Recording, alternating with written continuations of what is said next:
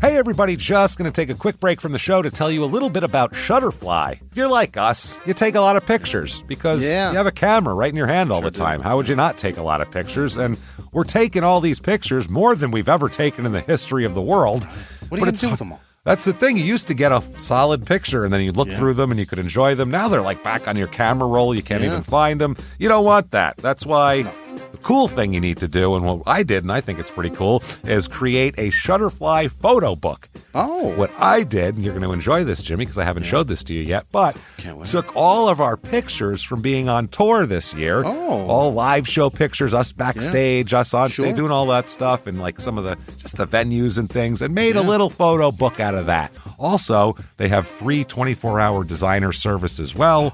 With their 24-hour designer service, a professional designer is going to lay out the book for you for free in just a day. Make something that means something with Shutterfly. Enjoy 40% off orders over $29 with promo code SMALLTOWN. See site for promotional details. And now back to the show.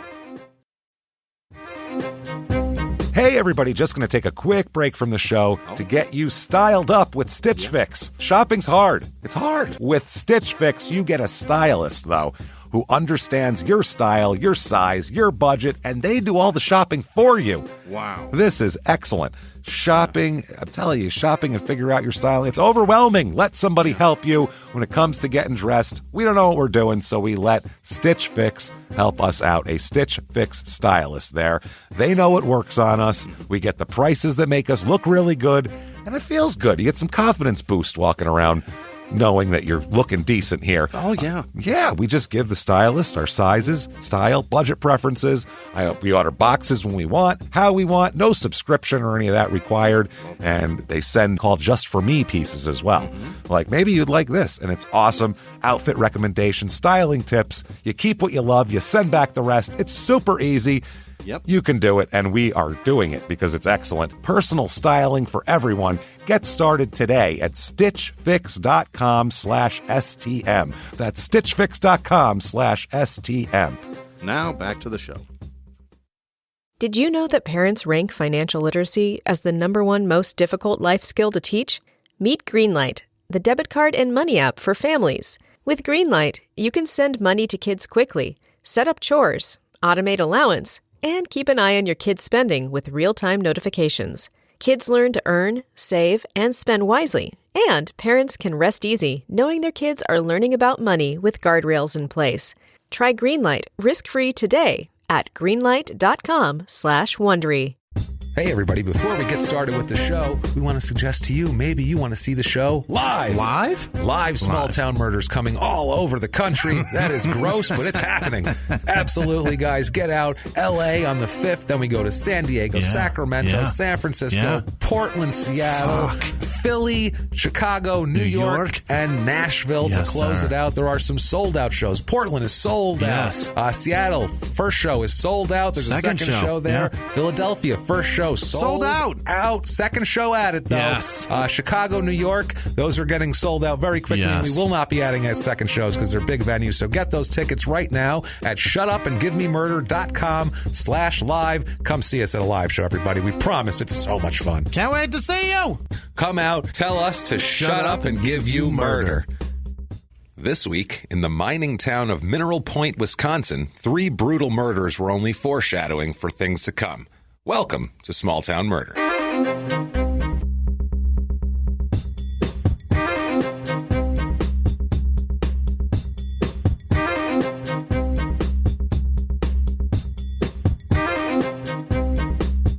Hello, everybody, and welcome back to Small Town Murder.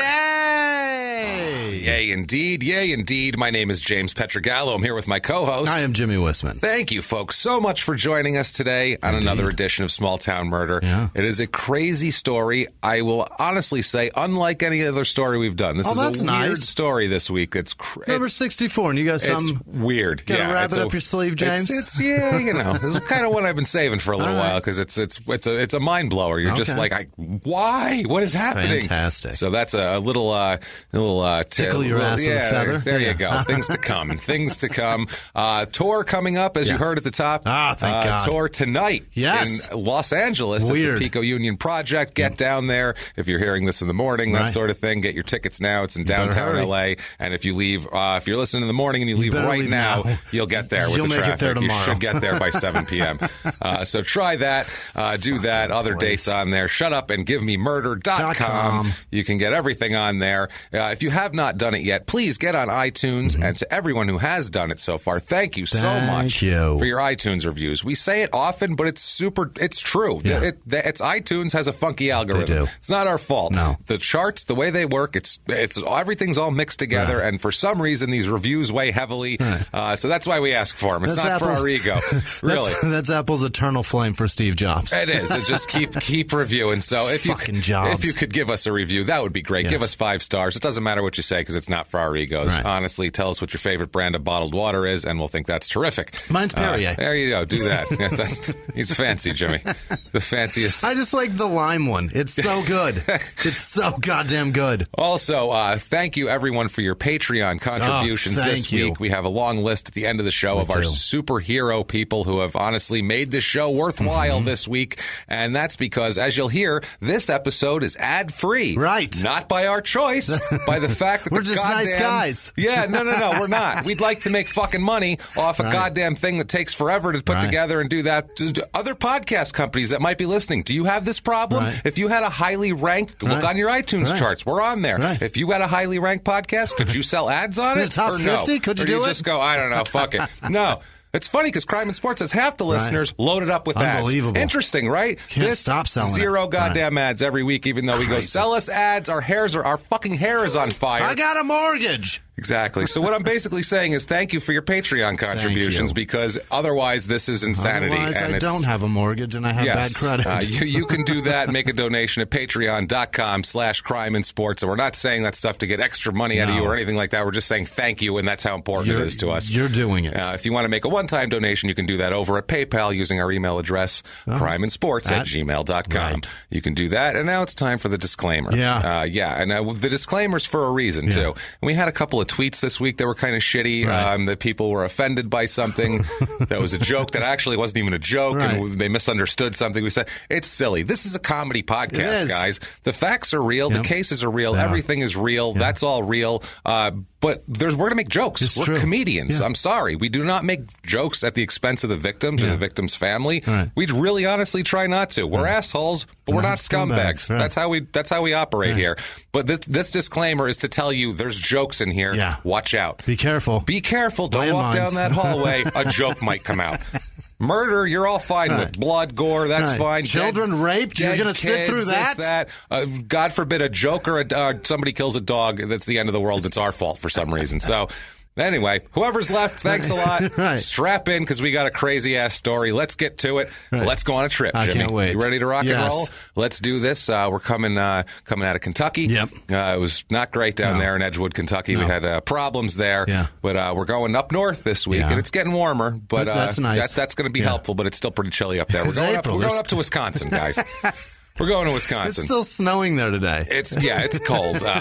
We're going to Mineral Point, Wisconsin. Never heard of it. Most people have not, actually. It's a well-kept secret for good reason. It seems like a pretty little town and all that sort of thing, but not a lot going on there. Let's get into it here. It's in southwestern Wisconsin. Mineral Springs? Mineral Point. Mineral Point. Mineral Point. If there were springs, that'd be something. There's some springs over there. That's something. That's an attraction. It's the point where some minerals happen. Exactly. Here, though, it's southwestern Wisconsin. It's about an hour from Madison, which is the state capital, and colleges and all that sort of thing. God damn it. That's where they party down there. 2 hours to Milwaukee, which is I don't know where Jeffrey they have. Dahmer's home? I was going to say the Brewers and Jeffrey Dahmer. Isn't I guess that that's fucked up? about it. Sorry, do something else. You had Laverne and Shirley before that. So honestly, Dahmer bumped Laverne and Shirley out of the top spot of what the fuck anybody has any Milwaukee reference to. So good for you, Dahmer. Way to knock out Penny Marshall out of the top spot. I like the League of Their Own a lot, but you know what? When you got dicks in your fridge, you're a contender. That's all there is to it. You're the winner. You're the winner. You are going to be the poster boy. Yeah. That is 2 hours there and an hour and 15 minutes to Baraboo, Wisconsin, with the we covered back in, I think, episode 32. Right. Yes, with the leg breaking and all that. Fucking vile. If you have not listened to that episode, check it out. Getting through it is crazy. It's in Iowa County. Oh. Seriously? Right. Seriously? Really? You can't think of it? Iowa, by the way, is right there. Yeah. It's close to it. It's a throwing distance, and that's not enough Iowa for you? You need more fucking Iowa? What is wrong with you people? Iowa's too much Iowa. Good God. There's enough Iowa in Iowa. Let's have a campaign to keep the Iowa in Iowa, everybody. Not anywhere else. We had Iowa, Louisiana, Iowa County. This is ridiculous. A lot of Iowa. Area code 608. It is a 1.89 square mile town, so it's a small little town, too. Pretty tiny. The motto, and this is actually their motto, quote, where Wisconsin begins and hope ends. Yeah. That part's mine. But yeah, that's where Wisconsin begins. More like a warning. Alternate, we have cheese and we're named after Iowa. Right. So whatever that's worth, come on by. That's not as popular. They replaced that with where Wisconsin begins, which is, not quite. Iowa with farts. Good. Iowa with farts. With cheese stink. Iowa with long-held farts. Right. Farts from food eaten 8 hours ago. The website Beer pitch. and cheese farts are horrible, and that whole state is full of them. It's got to be. Yeah. The website pitch here is hilarious, by the way. Mineral Point. Visit us and experience small-town life with a creative flair. We are a community with makers of all kinds, from painters and sculptors to farmers and foodies. The art and history are part of our everyday lives, and we love sharing that with you. You're cordially invited to come for a visit and stay as long as you like. To find out for yourself why people fall in love with this place and why Smithsonian Magazine named us one of the 20 best small towns to visit. Yes, exactly. And horrible things happen That took here. a lot of words to do. That sounds like a sales pitch. You should have just said, Smithsonian Magazine said we're one of the best to small towns. What's up, fuckers? Yeah. I feel like they have a little bit There's of an inferiority only 19 other complex. towns that get to say that It's shit. inferiority complex, I feel like. That's why they're like, do this. Come on. You can stay as long as you want. It's like, you sold me already at Smithsonian Magazine. What are you doing? What are you doing? I'm driving You're off the talking lot me in the out car. of this shit, right? And you're telling me about the brakes. I'm already driving off the lot. You sold it. What's the difference? What are you doing?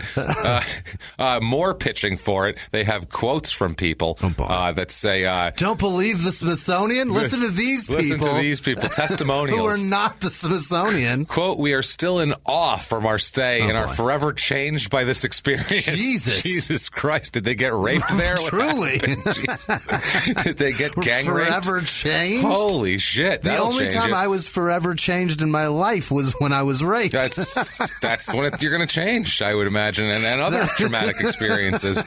That's like the most change that I would say. If you won Powerball, maybe you'd be like, that forever changed me. I had a better attitude. Things were great. Before that, I was miserable. Kind of a mess, if I'm being honest with you. I don't know. Good Christ. Oh, my God. The history of this town. First European settlement at Mineral Point. European, read white. That's not Indian, is what they're saying here. Began in 1827. One of the first settlers in the area was Henry Dodge and his family. They settled a few miles. They settled in Mineral Point. The following year, they found large quantities of galena in the area. That is, you know what that is? No. It's an iron ore. It's also called lead glance. It's the natural mineral form of lead sulfite. It's the most important ore of lead and an important source of silver as well. I saw you brace yourself. You were like, do you know what that is? And you were like, does he fucking know? I was hoping he did. I wouldn't have to read that. If I hit that for you, you'd have been like, what? I'd have been like, how awesome. do you know that? Fuck yeah, moving on. That would have been great. That would have been like, sweet. Great. Right on the bullseye. There we go. Next thing. So anyway, this was discovered in shallow deposits around the area. And as you know, if anything's found in the ground, people are going to flock there. You bet. It's apparently very well. There's a lot of it out there, this galena shit. It's all over the place, but they needed it at the time. Okay. Lead had a lot of uses at the time, and settlers came in. They wanted to extract shit. This was like the pre-gold rush. This was the lead rush. Right. We're going to get lead, everybody. Which seems much less glamorous. Had no idea. I found lead. Good for you. Must be worth a fortune. Terrific. Yeah, I can't feel my fingers. fingers anymore. I can't feel nothing. I bit a little to see if it was real. I'm blind in my right eye. I'm not going to lie to you. But I think it's real stuff. I think it's good. I know they always do it to bite the gold. It's crazy. Why do they do that? Because it was soft. Gold's is soft. that what it is? Real gold is very soft. Okay. And you can make an impression with your teeth. Whereas if it's a rock, then you'll just break your teeth. Breaks your tooth. That's right. That's a good gamble. Yeah, it's a gamble. So, I mean, you got to really have a lot of faith in yourself there. Just, otherwise a dentist in a gold mine in town is just a busy guy. Constantly broken teeth everywhere. Putting gold in people's mouths. Why do you want gold teeth then if that shit's soft? You can harden it. You mix it with different things. That's Enamels why and stuff? like 24 karat gold is super soft, and then like 10 karat gold is super hard. That's like for like a male's ring. Like a big ring. You'd have like a 10 karat or 12 karat or even 14 is getting a little softer. It's more of like an engagement ring or something like that. But yeah, well, that's interesting. I don't know how I know that shit. By the way, I really don't. I just tried to think where I learned that. No idea. If you would have had this information before Goliath, was that what the show was called? Galena? Yeah. You wouldn't have even had to ask me. Never mind. Yeah, been fine. He just asked me what's soft. Why is it soft? Why is it soft? Why do people want those teeth? Why? Why is it in there? It's crazy. You have chunky sesame seeds stuck in it and shit. It would look like eventually it would look like your teeth were going outward. Yeah, you know what I mean? Just From be chewing. all mashed down like wax teeth. So, lead deposits were all over the area and into Dubuque, Iowa, and Galena, Illinois, because obviously that's what they named it after. Yeah. But Mineral Point apparently became the epicenter of the mining operations. It was the whole... This was what it was all about here. 1829, the population led to the creation of Iowa City, which included all the lead mining lands in there. And Mineral Point was established as the county seat later that year. Got it. So you have to, or Iowa County. I said Iowa City for some reason, Iowa County. And then they named Mineral Point the county seat. As we know, people will fight for that shit. You got it. That shit's valuable. Valuable, boy. All those records. Yeah. I don't know. I don't know why the fuck For some reason, they fought over it. They had a war in 1832 with some local natives here. The Black Hawk War of 1832, brief conflict between the U.S. And Native Americans, led by Black Hawk, who was a leader of their one of their tribes there. Apparently, Black Hawk and a group of other Kickapoos, Sauks, and Meskwakis. Yes, Kickapoos. Which sounds like an Australian football team, doesn't it? It sounds like the Melbourne Kickapoos. Right. It's like the minor league team. It sounds like an actual Native American pastime of kicking poo. Kicking poo, yes. You didn't have a ball, you just kicked that poo around. Apparently, they crossed the Mississippi River into Illinois from the Iowa Indian Territory, and nobody knew what they said the motives were. They didn't know why they were there. Yeah. They didn't seem to be on the attack. But the U.S. decided, just in case, they better kill them all. Let's shoot some warning shots right into their face. So let's kill them all. Yeah, they said that they were in the end, the Indians said they were coming there to try to avoid bloodshed with more people that were coming in. So they were trying to resettle, basically. But it didn't work out that way. That's fucked up. U.S. people were convinced that they were hostile and mobilized a militia and opened fire on them, on a delegation that was there to negotiate on May 14th, 1832. The Black Hawk and his people actually successfully attacked the militia after that, though. Nice. So they came back. This went back and forth, the whole deal. The residents of Mineral Point built Fort Jackson to protect the town from a possible attack, because this was all around in the area. A lot of towns got run over and looted and things like that here. And for his efforts, the Chicago named their hockey team after him. Yes. Well, yeah, exactly. Well, yeah, he's a tough son of a bitch. Yeah. What do you want? He wasn't scared of shit, this guy. Well, that's what ends up happening here. The whole it was just a kind of a misunderstanding that turned into a big skirmish because nobody trusted anybody. Yeah. It was one of those things here. It was getting more important, this place, Mineral Point, in the area. In 1834, it was selected as the site of one of two federal land offices responsible for distributing public land to settlers all around Wisconsin. That's valuable. So, yeah, I mean, you have to be close there to be bribing people. One of two. You have to be within bribing range. Yeah. So that's a good thing. If you can enter any kind of federal land office, you want to be near that shit, I would imagine here. 1840s, they kept mining the lead. All the surface deposits were gone by then, but they would bring in immigrants at that point and deeper. Dig deeper. Yeah. We'll import people and stick them in the ground. Remember what we said about Italians? So you don't even have to grease them up. You have smaller hole, you shoot them right Come through here, there. my greasy friend. Right out there. They're going. They actually got the Cornish this time. Really? Which, for some reason, if you watch Deadwood, that's all the miners are Cornish. Okay. The only Cornish are the only people that mine well for some I'm gonna reason. ask a dumb I don't know question. why. Cornwall, they're from. Where? The Cornish. Cornwall, Where England. the hell's that? England. Okay, all right. England, yeah. All I knew right. you were going I was trying to think of the country that was Cornish. Yeah, no, it's I was like, yeah, I don't know corn. if Cornland. Cornland. Oh, Cornland. My homeland of corn. Cornutopia, where I'm from. Back in Cornutopia, we sit back on the porch at night and sip lemonade and talk about the corn, and it's a really nice thing Sounds to like do. a lot of small people. It sounds like, yes. Well, the Cornish, they're hardy people. They're tough people. They're stout people. Yeah. By 1845, roughly half the town's population was Cornish of some kind, either descendants or whatever. They built a lot of the stuff, too, around this time that's still there. It's a very historic town. There's a historic district with lots of old buildings they kept a lot of it there. The town's furnaces were producing 43,800 pounds of lead a day by 1847. Holy shit. Which seems like a shitload of lead. I mean, That's scary. That seems like a lot. That's a lot of tons of lead. That's over 20 tons of lead. What do you need to do with all that lead? Ship it out. Yeah, I guess. I don't know. Are they doing that? Is that like lead beams? I don't know what they're doing with it, right? but it doesn't even matter at the time because this is all going to come to a very big halt because this is 1847. Right. In 1848, gold is discovered in California. Shit. So everyone who's mining for lead is like, fuck lead. What's this shit worth? 1/800th of what's that? I'm going there. We produce how many 1,000 pounds a day? Yeah. And it doesn't matter because it's worth like $75. Yeah, and all the experienced miners left. All the people who knew what they were doing were like, I'm going to go get rich, thank you. And the town lost 700 people during the California gold rush, which they could not afford to lose at the time. It was tough here.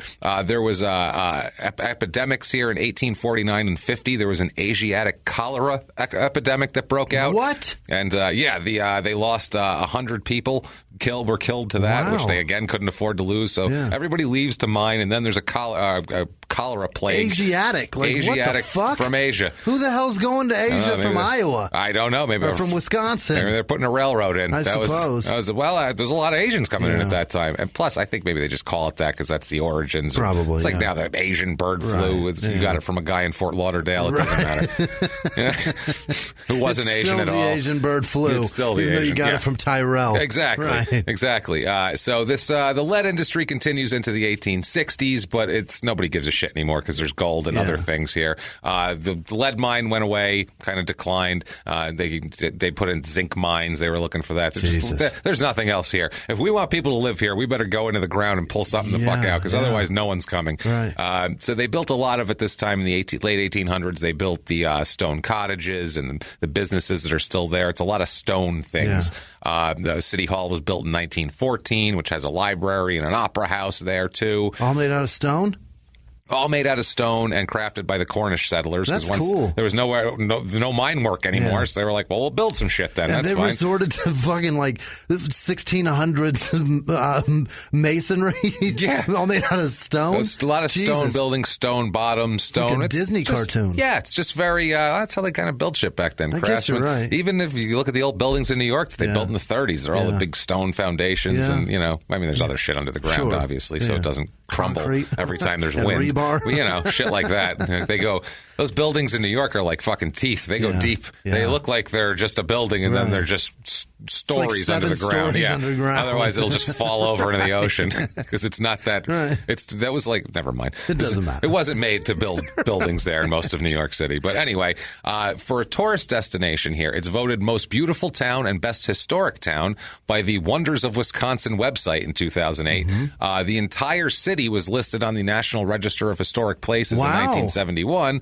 which is pretty goddamn cool. I wonder if that's the only place that's like that. It's super weird. Plus, there's no, they talk about there not being big tour groups. There's no souvenir shops with people packing them. Yeah. There's no souvenir shops. One person here who's the proprietor of a gallery said, quote, "We have no T-shirts except at the grocery store, the Chamber of Commerce, and the dime store. No T-shirt shops, no knick-knack shops here." Said a guy without a shirt. Said Leslie Bolin, who runs a gallery. Yeah. So, yeah, probably said from a woman, I She would said assume. it shirtless. She We said, have no T-shirts We here. have no T-shirts. We could use some T-shirts. If y'all could spare some. If you know of a town that has extra T-shirts, even if they say the name of that town, we'll wear them here. Could you send us the loser of the Super Bowl's T-shirts? Please, we could use it. Sister city here. It has a sister city. Yeah. It's Redruth in Redruth, or however the fuck you say, because it's in the UK. Who knows? Redruth. Redruth, I don't know. It's in Cornwall, obviously. It's a Cornish city. People from here, it's a bunch of politicians from Wisconsin politicians and Major League Baseball players I've never heard of. Really? And Alan Ludden, who is the host of the game show Password. Okay. So we have that. I know who he is. There's that. People in this town, population is 2,494. Wow. It's a small town. Yeah. That's pretty tiny. It's down 5% since 2000. Okay. Which pretty much everywhere in the northern areas is always. Median age is a little bit older. As populations decline, the ages go up because who stays? The old people. Right. Which is weird because you think The they'd be going to immobile. Florida. Yeah, the ones who can't afford to leave and don't have the wherewithal. Right. Median age here is almost 44, so that's about 7 years older than the norm. Way more females than males here. It's 54%, over 54%, I feel which like is ladies are way out more of whack. I feel like they're more cut out for these cold fucking climates. Well, maybe that's true. There's also more. There's also more widows there, which is a thing. Less shrinkage. Older population. The guys die off, especially guys who worked in, from mining. I mean, they weren't mining now, but who knows? I don't know what the hell's going on there. But married population's way higher than normal too. It's about 8% higher. It's 58% here. So the single population obviously would be lower. More widows, like I said. The divorce rate's the same though. So they'll stay married until you die. So they'll do that. There will be no divorce. Yeah. You will die in this agreement. You will die in this agreement. You will die here in Mineral Point. And you will live a lot shorter life than I will. And I'm more capable of handling cold, so I'm going to stick around. Have that, motherfucker. And hopefully that guy next door outlives his wife. Yeah, we'll see what happens. Then maybe I'll go sit with them and watch Jeopardy. We'll see what happens. So married with no children is about 50% here, which is way higher than normal. Wow. So that's old people usually. Yeah, it's that's a older good couples, point. things like that. Race of this town. Or the lead is gone from the pencils. Yeah, well, they might have killed off all the kids while they ate the lead paint off the walls in the 60s, and now they're all dead and their parents are sitting there. Shit. Now we're all old. Just shrugging shoulders. Married and childless because our kids died in the 70s from lead poisoning. It's a shame. How'd this happen? Who knows? So race of this town, it's Wisconsin, so it's pretty fucking white. Let's be honest here. It's 95.6% white to be exact. Wowza. 0.0% black. Not a black person to be found. 0.0% Asian, despite the Asiatic cholera being prominent 160 years ago, 170 years ago. It took those three with them. Yeah, they were like, fuck you, no more. They didn't allow any more Asians after that. One time they brought that cholera up here? We didn't have any Asians that brought it in, but goddamn it, I know it's from them, so I ain't letting them in. They all got cholera. They ain't allowed. 3% Hispanic, so it's just a white town. Just very, very white. 49% of the people here are religious, which is right about at norm. 28% Catholic. It's a lot of Catholic up there. 0.0% LDS. Like, fuck that. No, these Cornish people, and they're from Hardy mining stock. They're not going to buy our bullshit. 0.0% Jewish, as you might expect in Mineral Point, Wisconsin. Also, all the people that are there have been there since before the LDS religion was invented. Yeah, that's the other thing. Like 72 or whatever. They only leave. They don't come. Yeah, they just hide. They're not even asking for people. But on the website, they're like, come visit us. And then they're like, don't visit us, because we don't have any tourist shit or shops or nothing. We don't have any T-shirts. Sorry, no T-shirts here for you. No T-shirts, no tourists. 0.0% Islam, of course, because we're in Mineral Point, Wisconsin. 65% of the people here are registered Democrats. Democrats. It's kind of an artsy place. That's interesting. Wisconsin's certain areas are pretty blue, and this is like an artsy kind of a district, so you're going to have more Democrats. Gotcha. Sort of thing here, 34% Republican. Republicans don't say that you're not artsy, but you're not. Sorry. That side of your brain does not work. I don't know. That's true. And if you're liberal, I don't know, maybe another side doesn't work for you. I have no fucking idea. I'm not going to make judgments, but I'm just calling them like I see them. Right. Unemployment rate here is pretty low, actually. It's about 3.5%, which is 2% less than the norm. Yeah. Not bad at all here. Household income, right about at normal. It's about $53,000. It's about $500 less than the national average for household income, so that's not bad at all. Jobs here, a little bit different. I feel like there's more shops here now, because that article is from a few years ago, because retail trade is twice as much as normal that's here. Just the Walmart. So, and that might be the Walmart, based on population. Just no Who knows? T-shirts in the Walmart. More educational services there. No T-shirts at all. Well, they said at the grocery store, but not at the Walmart. Right. I feel like they don't even have a Walmart Their here. Walmart is the grocery store. This is one of those towns that keeps Walmart out, that protests them. I don't know if they did or not, but that makes sense. It seems like that kind of town. Right. Like they're artsy, and they're like they like a main. They have like a high street with shops and shit like that. It's fascinating. like Vermont here, basically. Gotcha. Kind of a thing. Keep your Walmart down south. Get your damn Walmart out of our town. The cost of living here, we say 100 is par average. The cost of living overall is 96.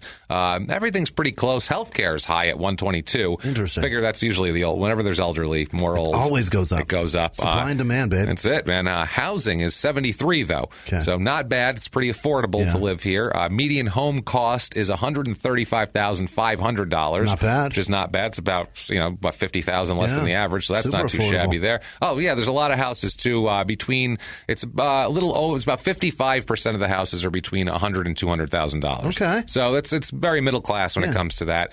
It's funny too, and then there's like 2% over $1 million. So then they have like their, uppity thing. And if we've convinced you that the only place for you to be is Mineral Point, Wisconsin, damn it, cheese and beer for you. We have for you the Mineral Point, Wisconsin Real Estate Report.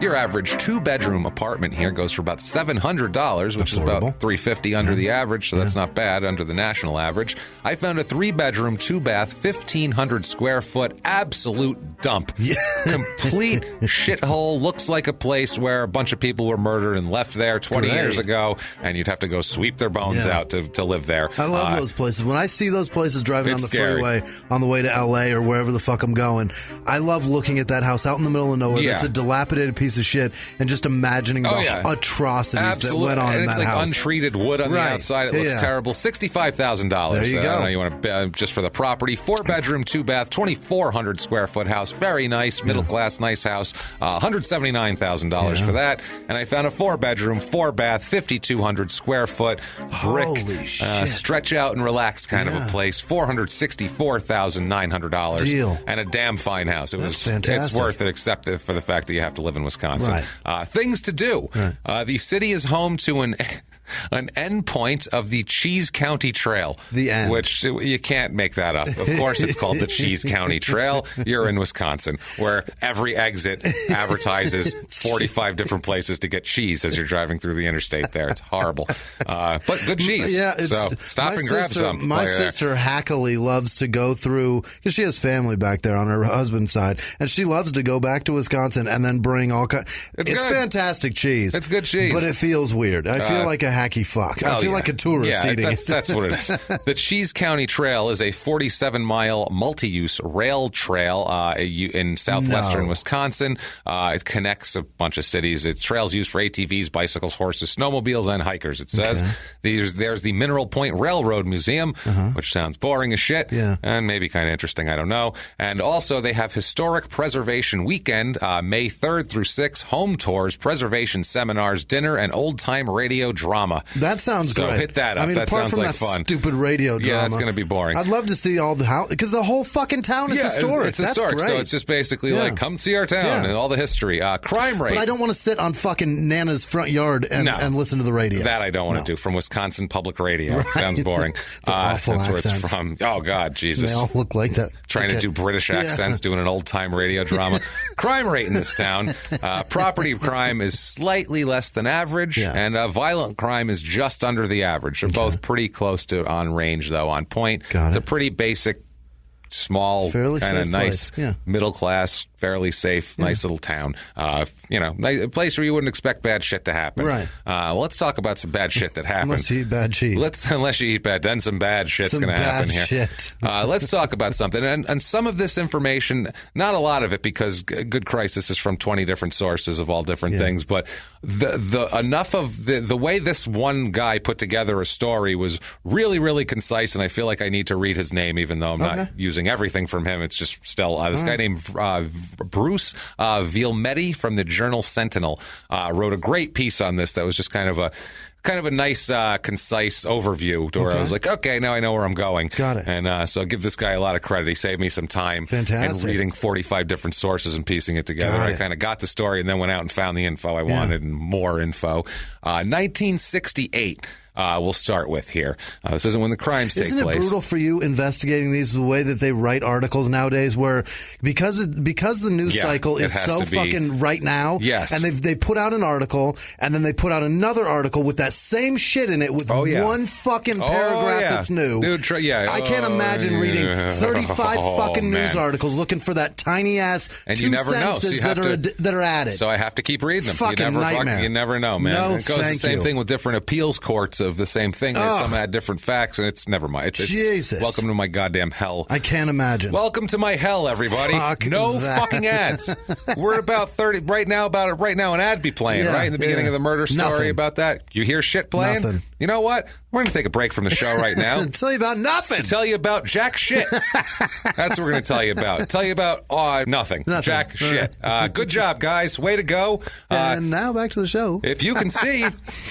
If you have a podcast that you want no ads on, you want to have a clean podcast, concise, not clogged up with all this revenue making ads, all these things that make it a viable career choice for you to spend 80 hours a goddamn week doing. There's only one network for you, and that's Podcast One. Get yourself over to podcastone.com. Get a hold of Norm. He's in charge over there. Maybe he'll have a deal for you. Now back to the show. All right, so let's talk about Linda Zaworski. Okay, 1968. We're going to start. This is not when the crime takes place. But, Norm was just in his backswing, and the fucking record skipped. Yeah, that's the thing. I can't afford to be in my backswing, so I don't really give a fuck. I hope you shanked it off into the fucking woods, asshole. I do. Mulligan, motherfucker. I hope you lose this game. You deserve to lose this round, okay? On me. Fuck it. So, 1968, Linda Zaworski is a young girl. She's 18 years old, and she's pregnant, which in the 60s, if you're 18 and you're pregnant, that's kind of a scary thing if you don't live in, Haight-Ashbury district of San Francisco at that moment. You got a tough decision to make. It's frightening, she's pregnant. She's scared. Her mother orders her into a Catholic group home to await the birth of the baby. It was one of those unwed mother ones. Exactly, unwed mother homes that they'd stick you in and make you shame the fuck out of you. Yeah, and make you raise the baby for a while and give it away. It's super weird and psychologically fucking strange. Messed up. All these Twitter wars of people saying slut shaming is terrible. You're aiming at the wrong people. Go aim at the fucking Catholic Church. They've been slut shaming for years. Oh, for years, for millennium. That's what they're all about. Since the beginning. The Catholic Church. We hate sluts. That should be their. That's it. Slut shaming. It's fucking ridiculous. The only people they don't slut shame are in-house. Motherfuckers. And should be shamed. Yeah. So she's doing that. She awaits the birth of the baby. The baby's born. It's adopted pretty quickly. In the years that followed here, she thought about trying to track her son down. It was a son named Paul. She named him Paul and then gave him away. Very religious. You're in a Catholic group home. What do you want here? I believe Aunt Mary or Sister Mary Beth. I just went down every female relation. Aunt, uncle. What are we talking about here? Great grandmother Mary. Sister Mary Beth named that child. I'm telling you, she didn't pick it. Yeah, no, probably not. They said Paul. Yeah. And this woman, she just wondered. If you had a child at 18, you gave it up for adoption, you might wonder whatever, because you saw the baby, you held the baby, you might wonder what happened to this baby. I wonder if he's safe. I wonder if he grew up well, I wonder if he's, tall or short or fat, or you just never know. I wonder if he's nice. I wonder if he's nice. I wonder you just want to know anything. I wonder what color hair he has. Who knows? You know what I mean? Does he look like me, or does he look like that dude I banged? Little things like that. Who knows? Yes, it's very common, this whole thing here. But yeah, she was shunned, basically hidden away in this, and that's horrible. You have to feel scared enough if you're 18 and pregnant in 1968, but to be shipped away somewhere, basically like you're quarantined for a while because you can't be around the other, and that's what it basically was. I feel like too, it was to try to help them, quote unquote, I'm making air quotes in case you can see, but it was also, I feel like, to get them away from the other girls, like, oh no, don't you'll infect the other girls with this sex disease. Don't make them think that this is okay. Yeah, Jesus Christ. Here, apparently her mother's first comment upon learning of her pregnancy was, quote, "What do you expect me to tell my friends?" So that's what it was. It was, I can't have my pregnant teenage girl. What do you expect me to tell my friends, Mom? Yeah, what about me? Jesus Christ, man. This place, too, it was in Chicago. Her and all the other pregnant teens had to care for, they did. They cared for developmentally disabled children while they were pregnant, too. Jesus. So it was like, they were like doing community service, pretty much. They told their friends and relatives that the family did that she was in England for a semester abroad. Wow. So that's what they used to do back then. That's like telling a kid when their dad's in prison, he's off exploring. He's in college, or he's exploring the mountains or some shit. He's being a cowboy, I think, with Tony. They told Tony Soprano's dad, they told him. That sort of shit there. She said, quote, "I was 18. I really didn't have a choice. I never signed any papers. I got to hold Paul twice before the nuns just took him and said he was going to a very good family."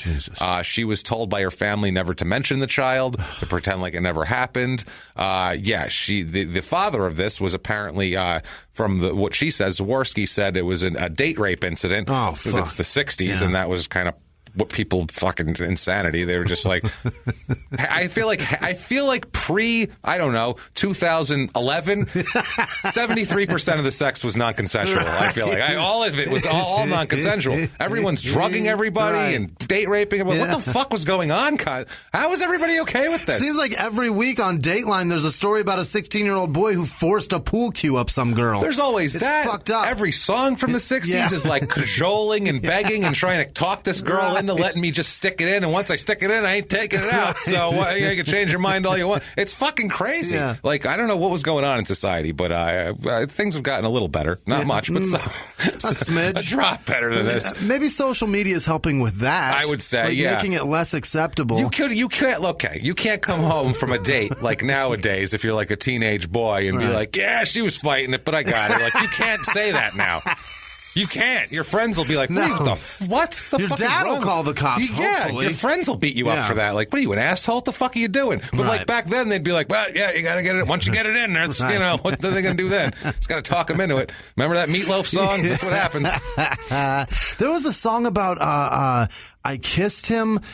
Or he punched me, and it felt like he kissed me. And the chick won like an Emmy for it, or a Grammy. A Grammy for it. Dude, the songs were messed up back then here. They were it's crazy. Absurd. It is absurd. It makes no sense at all. Nothing. He hit me. That's what it was. He hit me, and it felt like he kissed me. What are you talking about? Well, I mean, if it was, we've talked about this before. It was comedy for, on the Honeymooners for him to threaten his wife. On Lucy, I Love Lucy, the biggest laugh was when Lucy had a big scheme that backfired, and Ricky finally caught her and then put her over his knee and spanked her. And he's whacking her, and she's going, wah, and the crowd's fucking dying.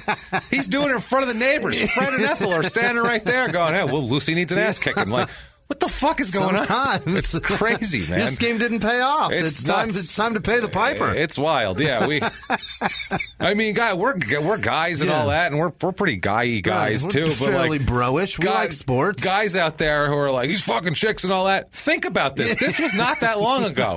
You're the same people who are like, well, fucking black people can drink out of the fountain now. It's like, well, that wasn't that long ago. It wasn't. They might be a little leery. I'm just saying. It's give people a minute. Fucking A. You think about it. Jesus Christ. I heard a great joke, and I can't remember who it is, and I apologize so much to whoever it is, but it's a stand-up joke where the guy says, he starts out talking about, it's a female comic. She starts talking about Mad Men, and she's a black woman, and she starts talking about how, the white people are pissed off and all this type of shit. And she's like, have you ever seen Mad Men? I'd be pissed off too. They could just come in the office, drink all day, have sex with their secretary, slap her on the ass, tell her wife to go fuck themselves, gamble, drink the rest of the night, have sex with another. Like, I'd be pissed too if I lost all that. Imagine having all that and losing it. It's like, that's a fucking great joke. It's a great point. Yeah, and that's how people are. Life in the 60s was amazing. If you were a white guy. If you were a white dude. With money. Right. In a certain area. And nobody else. And nobody. It was not great for anybody else. No, not anyone else. Women, nothing. It was terrible. So that's what was going on there. And let me tell you, it's not fucking great for us right now because we, as a white dude, we catch a lot of wrath. And I want to say, but I didn't do it. Like, I know. And also, too, I get it. I grew up broke as fuck. Yeah. Do you know how unprivileged I am? Yeah. But I understand that saying that is still white privilege. Yeah, but the point is, I don't have shits.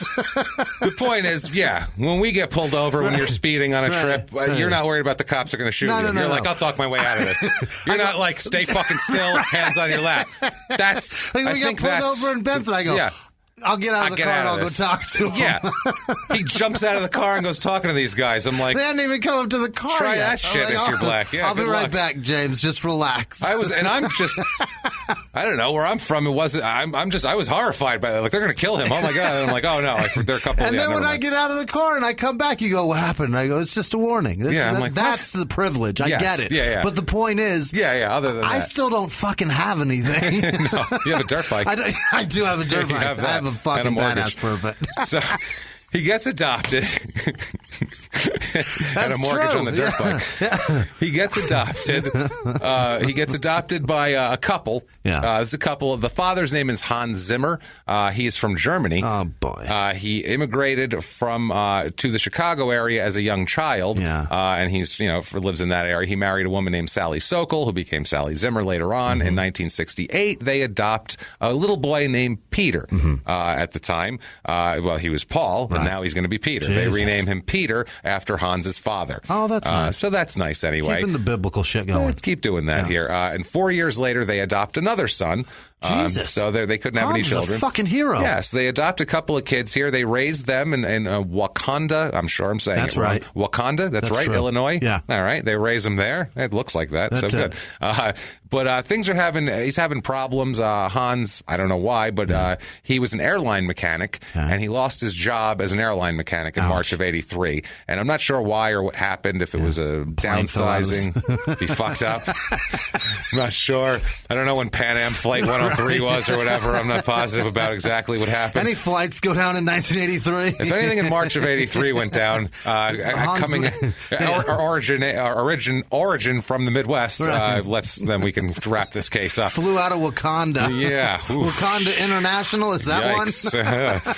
So they move. I hope he worked at O'Hare or something, Midway. Something. They moved the family to Mineral Point, Wisconsin. Gotcha. Okay. Sally's brother, the wife, Sally Zimmer's brother, owned a company that made crystals for radios there. I didn't know radios took crystals.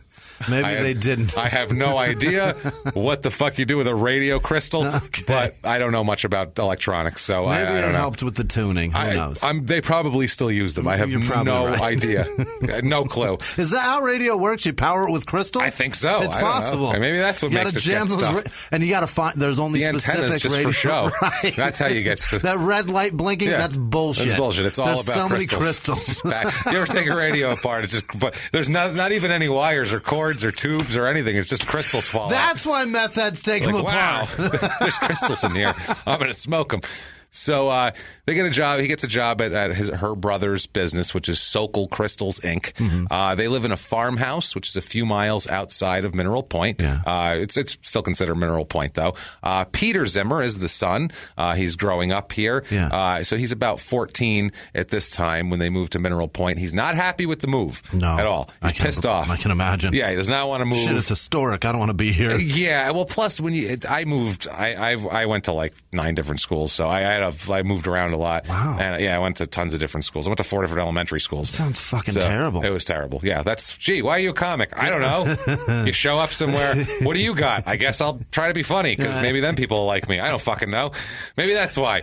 I went to one. Why do you not like people? Kindergarten I don't know. through 6th. Then I went to one for 7th. Then I got moved to another one for 7th. Yeah. And then I stayed over there until high school. Like I switched schools in the middle of 9th grade too. So as a freshman in high school, it's a shit time to move. You're just trying to establish yourself, and then you're going in with a bunch of people that have kind of already have your established groups, and it's just a bad place to be. I went to elementary school in a really shit neighborhood, so every year was all new kids because it was like their parents were always running from something and they were always moving. So I was the only one. Area. Yeah, there was only 6 kids every year that stayed, and everybody else moved to another school. That's funny. So Peter is a freshman at Mineral Point High School now. Not happy about it. He is considered a popular kid, actually, though. Okay. He's on the track team, so he's got friends there on his team. Sure. Yeah, but his friends in Illinois said he wasn't very happy about the move here.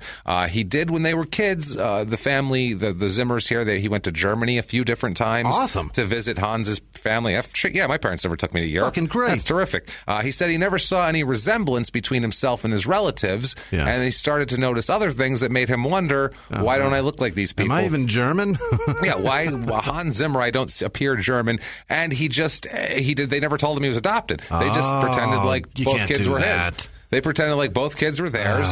It's all fine. When he was about 12, an aunt slipped up and mentioned that he was adopted. Oh, Jesus. So then he started asking questions to his parents. And, you keep asking questions. Eventually, they were like, yes, fine, you're adopted. There, how's that? You done? You happy now? Happy now? Yeah, How'd you're that adopted. feel? Woohoo. You and your brother. You happy, Ted Bundy? You happy nobody ruined my vagina? Does that make you happy? Now that nobody destroyed me from the inside out? Does that make you happy? That my taint was never ripped in two? Are you good? Now you know. There you go. Thanks. So, people said he was unhappy. But, I mean, Christ almighty, he went to Germany. They seemed to try to make him. They should have told him he was adopted, but they seemed to try to make an effort here. He said from then on that relatives continually told him bad things about his birth mother. Oh, Jesus. Which they were trying to get him to be like, no, this is your family. They were bad people that let you go, and that's why, and you don't need to find them. And they were just doing it in a very German way, I feel like. This is a very, they're bad, just lousy. Terrible people, garbage. Sprankety. They warned him never to try to look for her. He said he felt the family treated him like Cinderella. They said that they were much more doting on the younger brother that they adopted, and they kind of treated him like garbage. He did all the chores, and he had rats. He had rats, and the pumpkin turned into it's pretty impressive. Actually, the ball you should see. He fucked a prince good. Yeah. He gave it to him nice, right in the ass. I mean, just put it in and pound it away. It wasn't bad. It's the 60s and 70s and 80s, so you could do that. He just drugged him a little. It was fine. Then Twisted Sister came out and made his glass slippers fashionable. That's it. He called his father, Peter Zimmer here. So he was Paul, now he's Peter Zimmer. Let's keep track of his names. He called his father, quote, someone who puts on a nice, humble persona to the public. Behind closed doors, in my face, it was not pretty, he says. He was German, bro. Yeah, I mean, he's not going to be the warmest, cuddliest guy out there. Sorry. He's a German that was born during the fucking war. Yeah, he was born during World War II. Right. So he's not going to be the warmest, cuddliest guy. It was a tough time over there, let's just say. He feels like he's being judged every day. Well, he says he was, later on he'll say that he was abused and things like that, but there wasn't any evidence in the family of it. Nobody knew of it. But I mean, that doesn't mean it didn't happen. That happens all the time. People don't know. They hide abuse. It's not something you brag about. Afraid so. This is my son Peter. I stick things up his ass you wouldn't believe. Boy, do I beat the living shit out of this You would not believe, man. He comes home, gets a little mud on the carpet. I take him outside. I work him over with the antenna from my car. You would be surprised what an 8-year-old's asshole can accommodate. It's pretty incredible. It's pretty incredible. The kid's a gamer. Let's just say that. Okay, that's terrible. That didn't happen to him. That's a fictional 8-year-old guy, so that's okay. That 8-year-old doesn't exist. No. Thank God he does not exist here.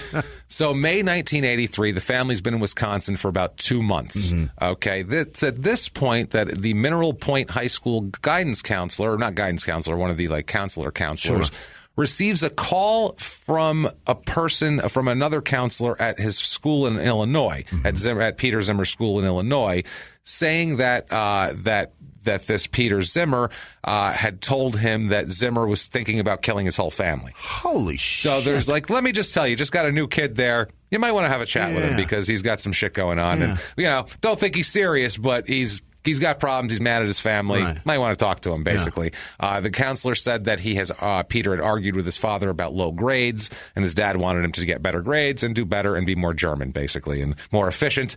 And, like a father does. Like a father does, like a decent father, actually. Also, too, a student had told teachers in the other school about it also. A student had said that Peter told them that he was going to, quote, going to do away with his family, steal their car, and run away. Okay. That's what he said. That's his plan. That's his plan. That he's vocalizing. Yeah, he told a counselor that, and he told a kid that, saying he didn't want to move. He's like, I have low grades, my dad's breaking my balls, and now he's moving me somewhere else. I'm going to kill them all and take their car. It sounds like a 14-year-old jerk-off. Nowadays, we take shit like that more seriously. A little bit, but yeah. if I heard that when I was a kid, like one of my friends saying that, I'd be in like, the 80s, whatever, dude. It's like, sure you are. Yeah. Okay, and then you're going to run away with a bindle and a what are you loaf of do? bread. Oh, yeah, you're going to go with some beans down by the tracks and live with the hobos. Fuck out of here. What are you talking about?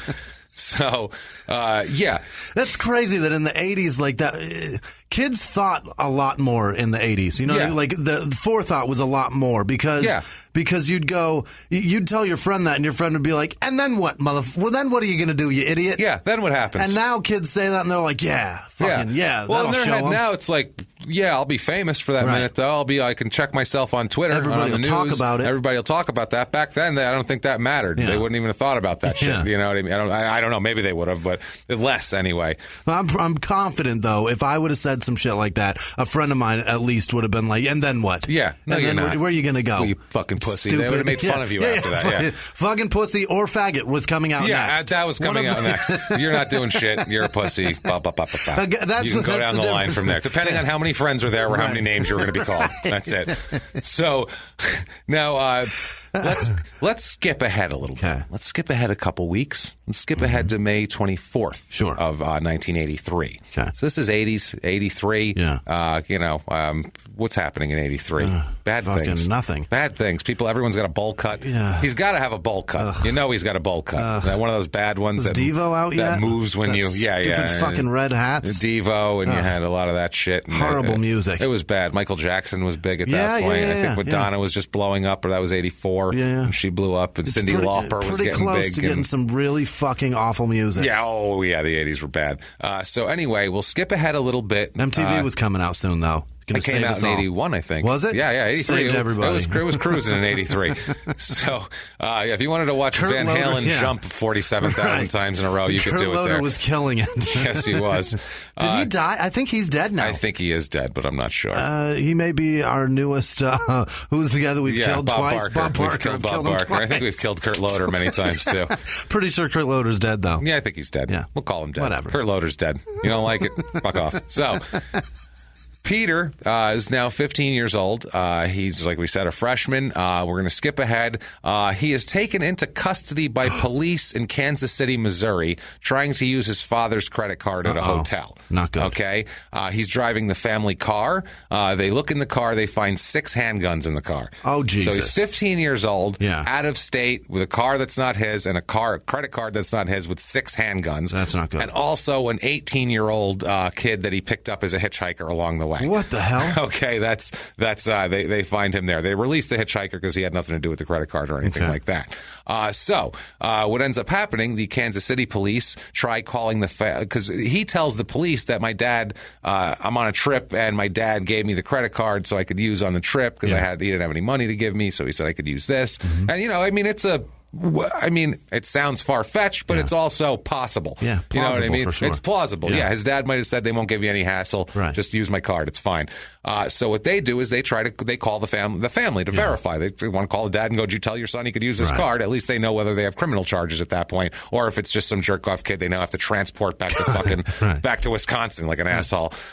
So they got no answer at the house. They called repeatedly, got no answer. So what they did was they said, "Well, we got to get an answer here. Mm-hmm. Let's call the Iowa County Sheriff's Department and have them go knock on the door and find out if this fucking kid's allowed to use his credit card or not, right? This is a lot of work. It's a lot of work for a kid with a credit card. They're down there like just, Jesus Christ. And it's Kansas City. It's a Kansas City Police Department. Like, they have other shit to do. It's not the middle of nowhere. Like, they're like, we have cases, you know? It's a city, goddammit. When police get there, they look around.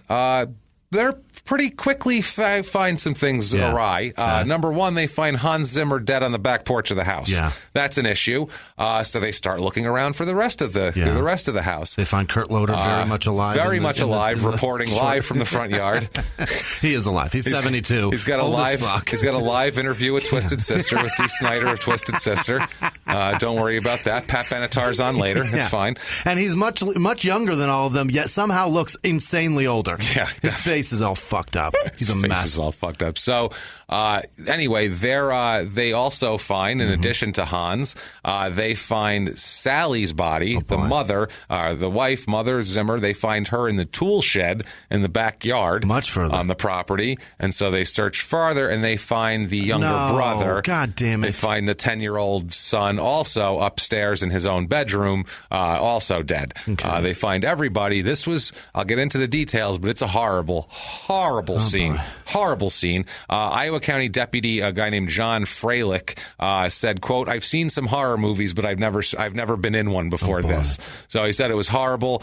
They get there, like I said, they find Hans. He's 48 years old. He's dead on the porch, 5 gunshot wounds to Hans. Fuck. Overkill. Yeah. You want to talk overkill? Let's talk about Sally. She'd been stabbed 25 times. Stabbed 25 times and dragged to the shed. Jesus. He didn't kill her out in the shed. He stabbed her up, dragged her out to the shed. Why? So my theory is that he killed her first, dragged her out to the shed, so then he wouldn't tip Hans off, and then he shot Hans. That's what I'm thinking happened here. Vicious attack on her, though. Vicious, 25. But dispatched him with 5 quick. That's a quick. Also, too, that's the father. He might have been stronger physically. Got it. You don't want to attack him with the knife. That's up close and personal. Right. You might keep your distance, whereas the mother, you might think you can physically dominate her. And I'm he not did. Sure. And he absolutely 25. did. 25. And Perry, the son, the 10-year-old here, was stabbed more than 20 times also. For the 10-year-old who had no part in this. That's what I mean. I can't see it, but it's one of those things where if he's killing this one, killing that one, he thinks he has to kill the brother, maybe take it a little easier on the brother. Hatred for that boy. No, because he said that's what was mad. That's what he was mad at. She was also, the mother, Sally, there was in the shed, and there was a rosary placed on her body also. Oh, Christ. So he made it weird, you know what I mean? One of the first sheriffs on here was Bob Hill. He said it was one of the worst murder scenes he's ever witnessed in his life. He said that, quote, "The knife went through the thickest part of the skull above the ear and completely penetrated the skull of Sally." Is that where the thickest part is? Apparently that's the thickest part of the skull. I have no idea. I assume because he's a sheriff and has dealt with this before. Probably seen an autopsy report or two, I'm assuming. And I feel like he's showing off right there. Yeah. He's like, that's the thickest part of the skull. I don't know if everybody knows this, but right above the ear, thickest part of the skull. These kind of pandas are actually the largest kind of pandas that actually eat the most. Right. So fuck you, Bob Hill. But Bob Hill, completely penetrated the skull. That's how much rage. That's anger. 25 stabs, one of which completely penetrating a skull. That's rage. That is anger. And there is pictures of this, too. Really? Like, this is one that if it was a live show, I would have to keep a lot of them out because I think they're a little too. They're just bloody walls and smears and knives. The knife laying around bloody, and my goodness, it's quite the scene, man. It's quite the scene. It's horrible. Did he use the same knife on the mom and the son? Yeah, same knife on both of those here. Horrible too. Also, the little brother covered in defensive wounds, so it's not like he got him sleeping or something like that. Guy fought back. He fought him. Yeah, this poor little kid. He attacked him. It's horrible. He also said, Bob Hill said he was retired after 38 years of law enforcement later on, and said, quote, "That was the only crime scene I worked that gave me nightmares. Yeah. I was young then, and maybe that had something to do with it, but it was especially troubling to me because there was such a brutal crime because of the child, the younger brother. Yeah. That really bothered me because it looked like he put up so much of a fight for his life, which he did, which was horrible." But here's the thing, like how I mean, apart from the fact that it's done, and were the fucking nightmares constant even after they find the killer? For years. It was the sight of it. I can't imagine. He kept seeing it in his head over and over again. I guess. I've never seen a 10-year-old kid that brutally. Yeah. I mean, I've seen some nasty shit from this show as far as crime scene photos go, but a 10-year-old kid in that 25 stab wounds. That does seem excessive. That seems like a bit much. Oh, man, that sounds brutal. Especially the fact that he fought back, and that's got to be rough. It's crazy that after 35 years or 38 years, that's the only one. Out. Well, you're in Mineral Point, Wisconsin, too. I mean, but still, I'm sure you've seen some shit, but that's how bad it was. That's terrible. 25 stab wounds to a child. That's horrible. Fuck. I mean, not every cop has seen that. Yeah. That's a lot. Now, the brother, Peter, obviously was immediately the suspect because he was gone. Yeah. He wasn't there, and neither was the car. Who lives in this house? Who's closest to them that would be angry? And then they get a phone call going, hey, you know anything about this kid? They're like, actually, we'd love to have a chat with him. Just love to. So police said, quote, one car was gone, one member of the family was gone. He was nowhere to be found, and he just became immediately the suspect to look for. Yeah. Also, they figured out that he left his bloody clothes in the bathroom. Okay. Did this young man here, Peter Zimmer, and it appeared that he tried to wash the blood off in the shower because there was blood all over the shower. He tried to take a bath or shower. He then stole his credit card, obviously, and took off, fleeing there. 6 handguns in the car, like we said.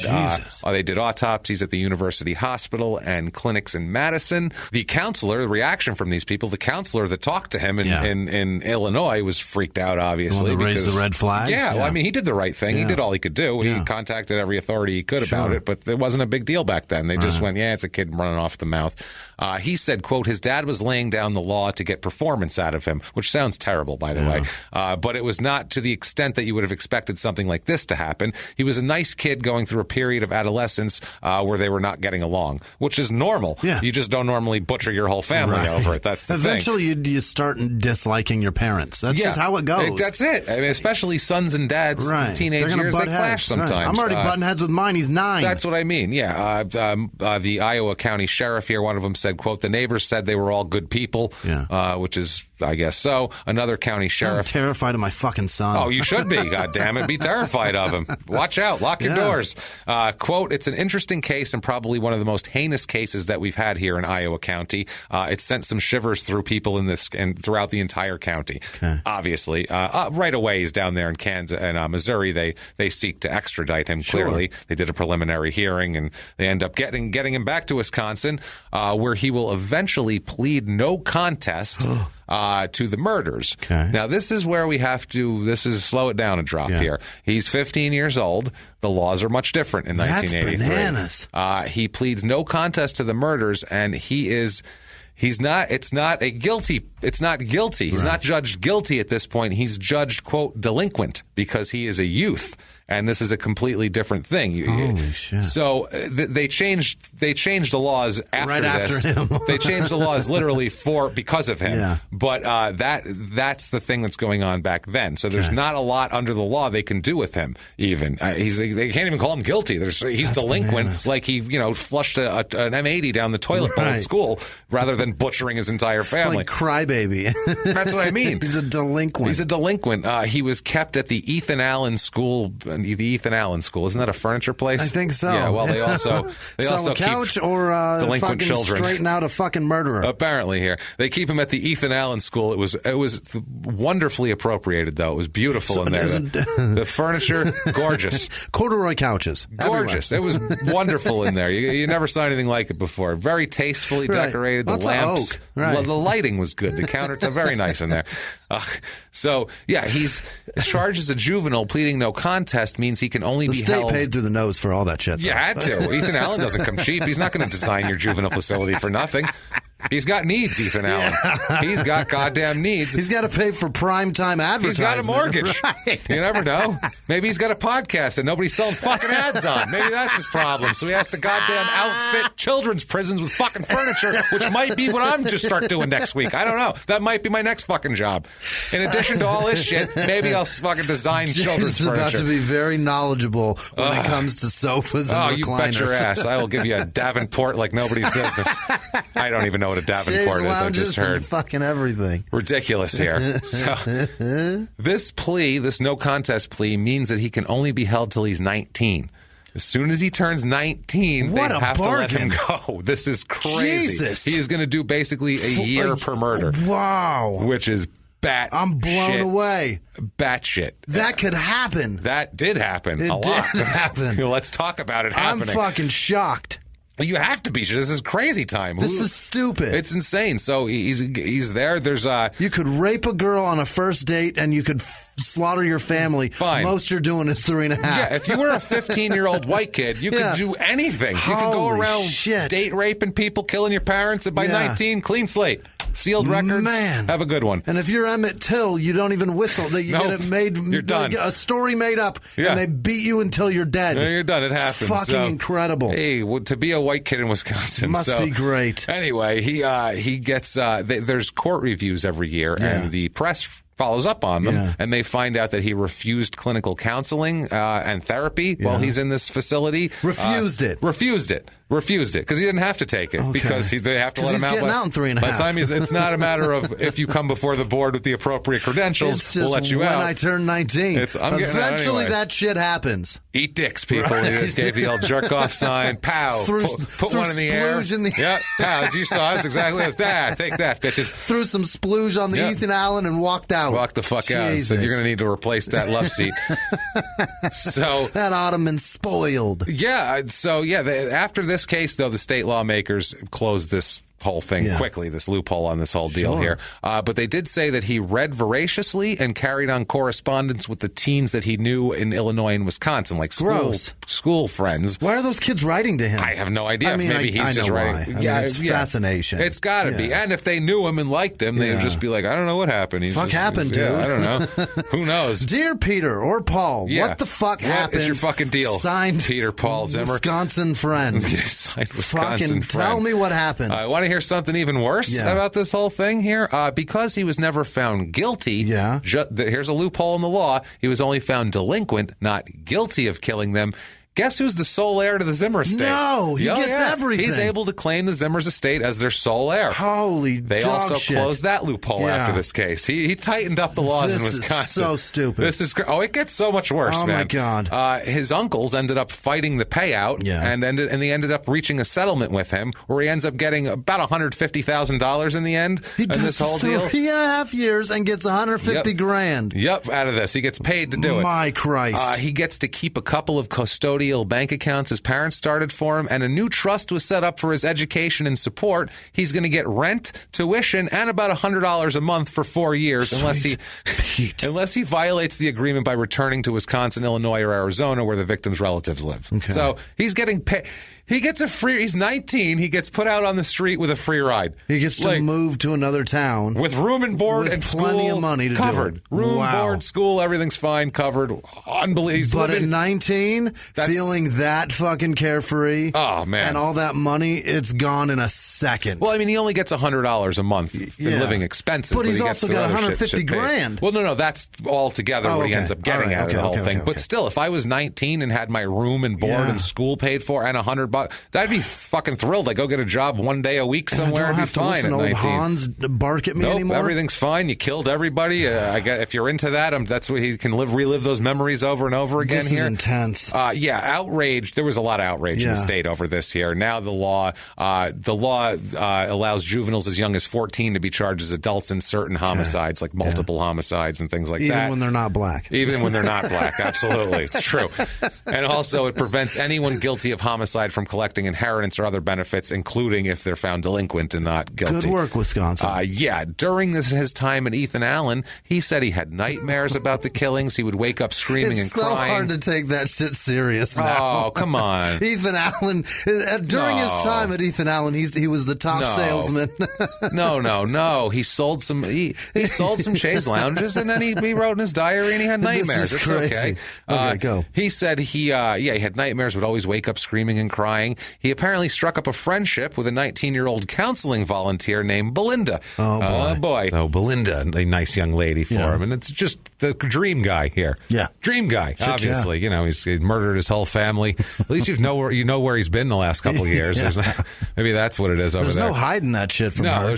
There's no hiding that shit at all. From any, she's the one. She's trying to help you. Right. You know what I mean? So, there's no hiding at all. She said she wasn't discouraged, like I said, about his past. She said, quote, he was charged charming. I was like his princess. Okay, unless if your prince has butchered his whole family, then you were just exactly like a princess. If you were ridiculous. Wow, Cinderella had it wrong. He was Cinderella. He had it all wrong here. He knew there would be a princess involved at some point here. Insane. She said, quote, I didn't think about it that much. I mean, I concentrated on who he is now. I believe in second chances. Which that's ridiculous. Yeah, that's nice. That's nice and all. Adopt a puppy. How about that? There's a second chance for you. So recent. You don't need a second. There's no time yet for a second chance. No. You have to let that man even at least. His first chance was way too much. He's still got blood on his arm. I would say so. Yeah, that shower. I don't think.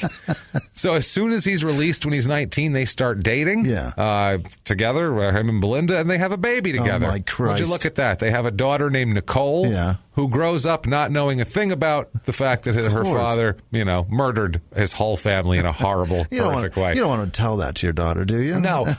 She does find out about it, though. Yeah. And later on, she has some shit to say about it. Through Google or what the fuck? Well, I mean, you could find out through Google, but she finds out a different way later on. Oh, boy. In a worse way. Oh, boy. We'll find out here. So he gets out. He's got a new life now. Yeah. Like we said, there's no trial. He was found delinquent. So 19 years old.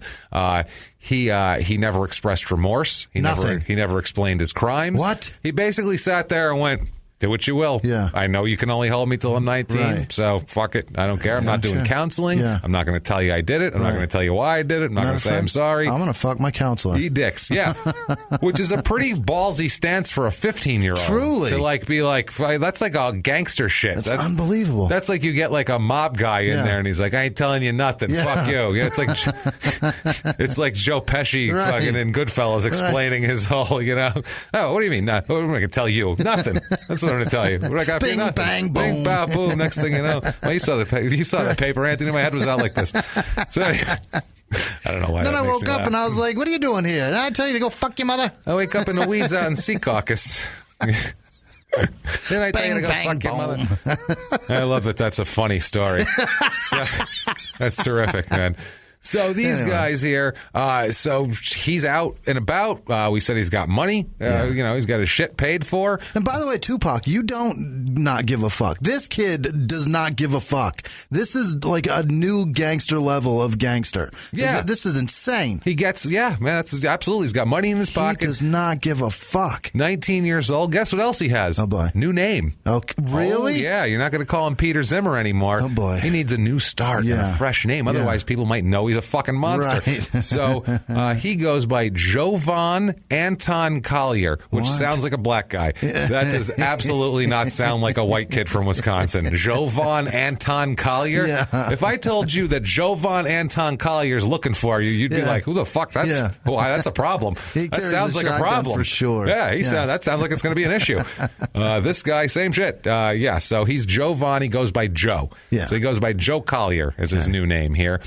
He keeps Peter Zimmer hidden in the sealed juvenile files and things like that. This is shit that's not easy to find. And also there's a lot of old newspaper clips, but unless you know what to look for, you're not going to just be perusing and find that. It's not going to be connected. He says, quote, I was successfully reinvented.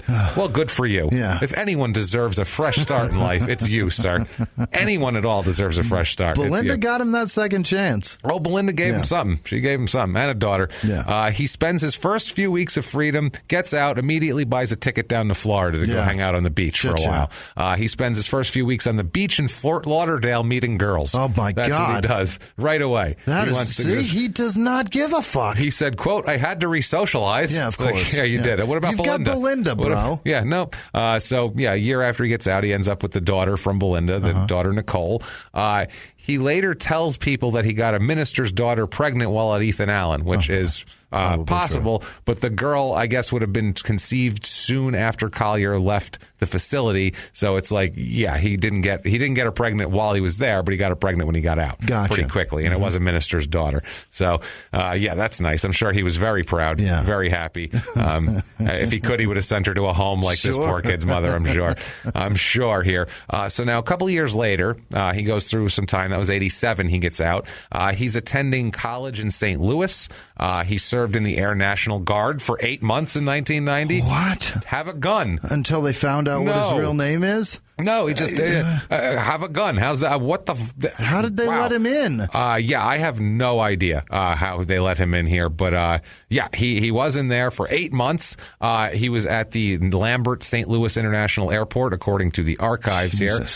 He told people that he was in the Navy until 2005, but he was never in the Navy, and definitely not until 2005 because he wasn't in it at all. So, yeah, the Navy, that was a load of shit there. You mean he's a lying piece of shit? Pretty much from here on out, everything he says is a lie. Awesome. He is the father of lies, this guy here.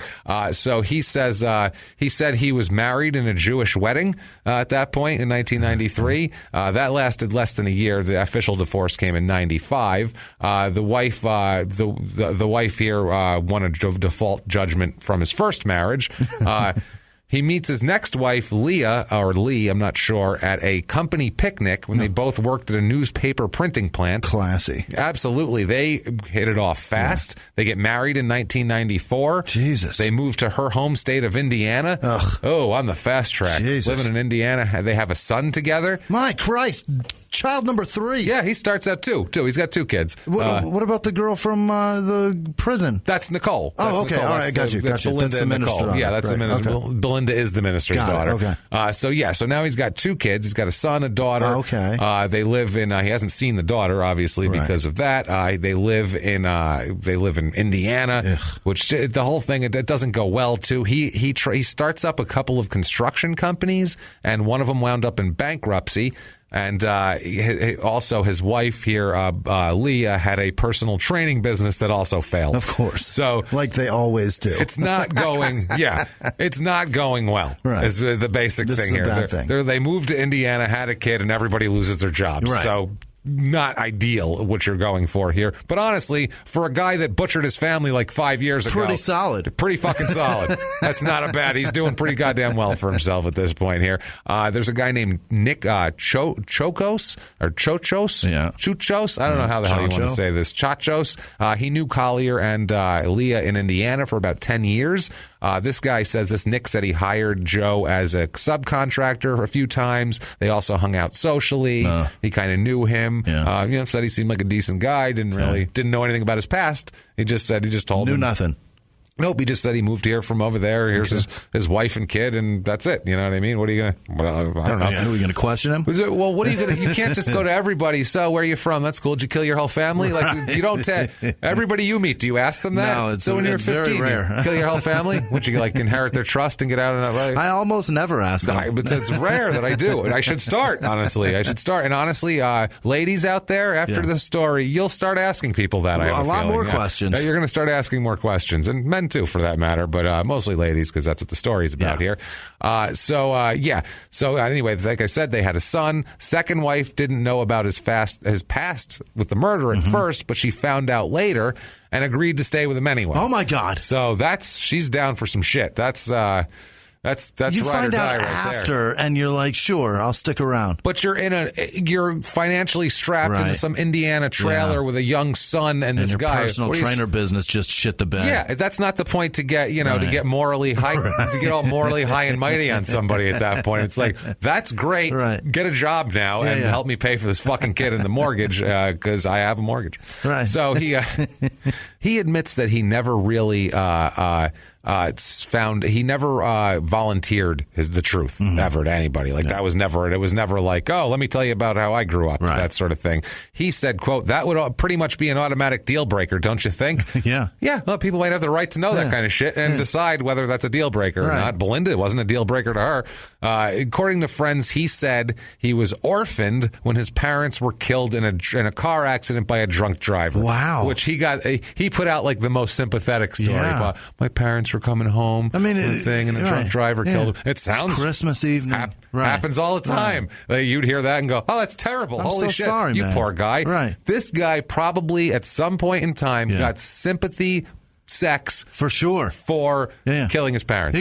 At minimum, he got a sympathy blowy. That's for exactly sure. right. For killing his parents. Like that's what a fucking lunatic this guy is. Yeah, he would say he even took his Indiana family to visit his parents' graves. What? And he would cry and place flowers on them and everything. Oh yeah. I guess on the tombstone it didn't say murdered by their adopted son Peter /Paul /Jovan Anton Collier.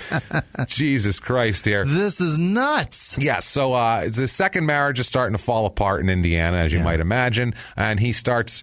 Once that kind of falls apart, he says, I'm taking off, new life again, clean slate again, leaving both kids behind, everything else, fuck everybody. He's a real good guy, this one here. No doubt. He goes down to St. Petersburg, Florida, to start a set. This Florida, this is what we're talking about.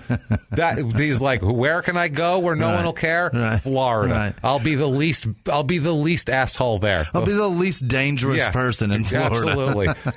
Jesus Christ. Where people on crocodile eat people's faces. That's fine. It's still better than what a fucking place. So he meets a lady down there, as he often does. He has no problem meeting women. No doubt. For a guy who went away at 15 and that's pretty formative years of learning how to talk to girls and shit like that. Usually if you don't get it then, if you're like quiet or you don't talk to girls in high school, that's then how you are. It's like going to happen maybe later. You're going to have to be in your 20s, blah, blah, blah. This guy pops out of this place just ready to party, looking for some tail. Sure. He doesn't give a shit, this guy here. He found out he does not like tugging. He doesn't. Apparently not. So he meets a woman, a nice woman, a second grade teacher.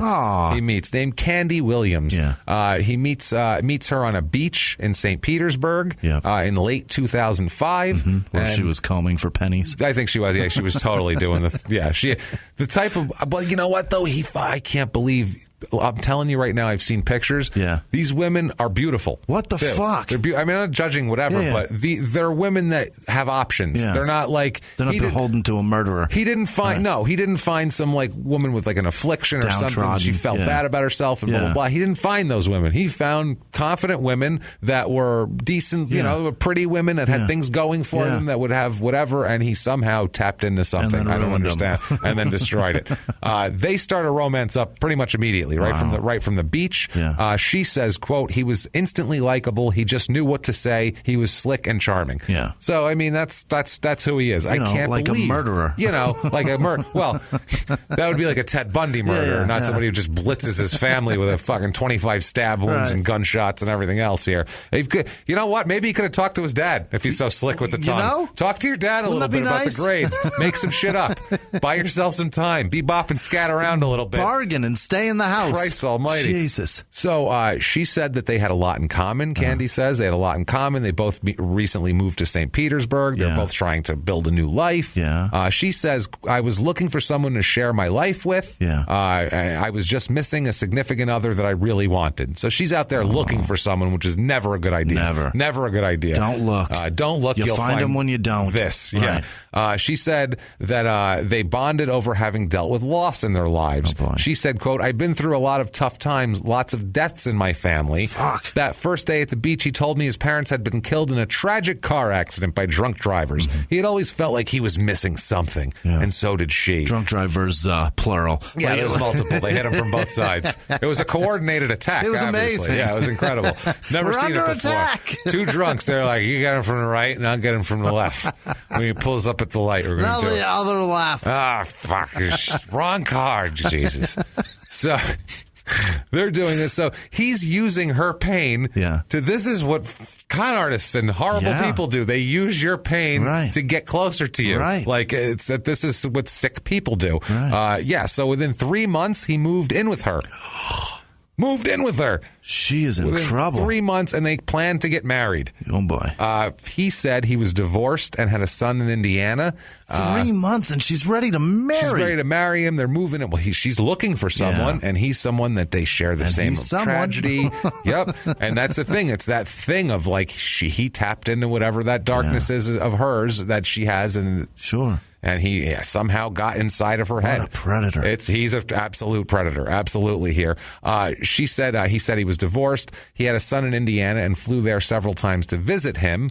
Now, that's what she thought. Yeah. Later on, because he's still married during this time to Lee, later on here, she finds out that he's actually going back and forth to spend weekends with his wife to try to reconcile that situation. So he's got multiple plates spinning. Good Christ. All of this while keeping his secret murderous past. This is a lot to deal with. This is too much. How do you deal with that as a person? How does he go to sleep at night? He has to go through a checklist. I don't mean how does he sleep with himself? Does he feel bad? Because clearly he doesn't. I mean, it must take him forever to get to sleep just running through the checklist of shit that he has to remember, of lies. And I told her this and that one that, and keep her away from my court records. Just in case she wakes me up in the middle of the night and the first thing I blurt out is my fucking wife's name. Yeah, or the knife needs to go farther in my mother's skull or something of that nature, which is a very odd thing to yell. You wouldn't expect. Die, Peter, die. Die, Peter. Oh, no. He's Peter. It'd be Perry. Perry. Was it Perry? Perry, and Hans is the dad. Perry's the little brother. God damn it. There's too many names. Unbelievable. So she found out about that, and this leads to a breakup, but it doesn't last for long. Yeah. She says that he talked his way back into her good graces. Fuck. He admitted that he had a daughter, also a daughter with a different woman in Wisconsin, but that he wasn't seeing that woman anymore, so that shouldn't really be a big deal breaker here. He said, quote, I honestly had abandonment issues my entire life. I never felt like I was a part of anything. I was reminded that I was adopted a lot. I was told my mother was a whore. She's a horrible person, trailer trash, blah, blah, blah. So he's trying to, this is what he told her. And this is this is the story. This is the story. This is his sob story here. So at this point, we'll go back to his mother and what she did after she had him at the orphanage. I think that's an interesting story, and it actually is going to meet up here. Okay. She leaves home after her delivery.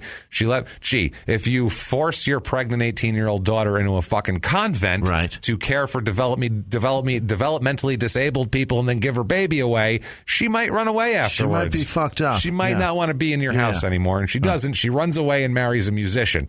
I like her style. In 1969. Yeah, she found a guitarist. Yeah, she's like, screw it. She has another son within 2 years.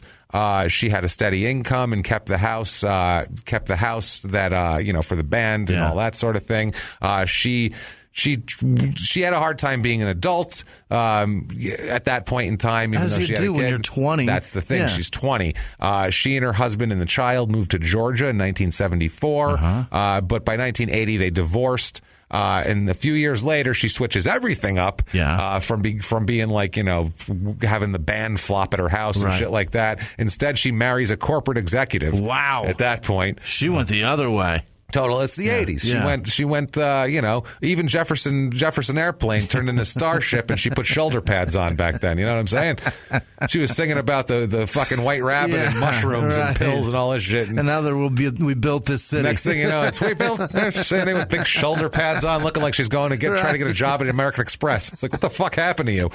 Jesus Christ. Right. So this lady went the same way in the 80s. So they get divorced, though, after a little while. By the early 1990s, she didn't feel good about herself. She felt old and that sort of thing. So she went to get an eye lift at a plastic surgeon. She begins dating the plastic surgeon. My goodness. She's stepping in it here and there. And they get married in 1995. They have a huge, elaborate theme wedding. Oh, boy. It's a huge, they spend a fortune on it. So she's living it up now. But this is the dream of what you hope. Like, if there's every adopted kid out there is thinking, my parents are nice people, live in this big house, and I'm going to see them, and, blah, blah, blah. And it never works out like that, obviously, here. It's usually someone who is, a crackhead or got a lot of problems or whatever. No, this is like... It's Jenny from Forrest Gump is your mom. Right. This is... The dream was actually there for him. So, anyway... you catch up to her later, she's a waitress with AIDS. Like, what the fuck? What the hell happened to you? What happened, Ma? So, she marries Rob Zaworski. That's why her name's Zaworski. He's a fourth-generation physician. Oh, my God. There's a lot of money. Rich son of a bitch here. He's an accomplished mountain climber, scuba scuba diver and Civil War historian. That's a theme He's wedding. Got a lot of money. No, the first one was a theme wedding. Oh, wasn't this one? No. They lived in a wooded hilltop in suburban Atlanta. Okay. They went to Switzerland, Egypt, the Caribbean. Holy shit. She was a regional sales manager for a countertop maker during some really good years, apparently, for Mica? For construction and Formica, I guess. Yeah, that's the best way to put it. She's killing the game on Formica? She's killing the Formica game, dude. It's huge. It's huge, man. It's big time. In her office, she has a framed front page of the Atlanta newspaper showing her toasting the returns of a 2005 vote to incorporate her suburb, and it's her, another picture of her with Buzz Aldrin at the Explorers Club in New York.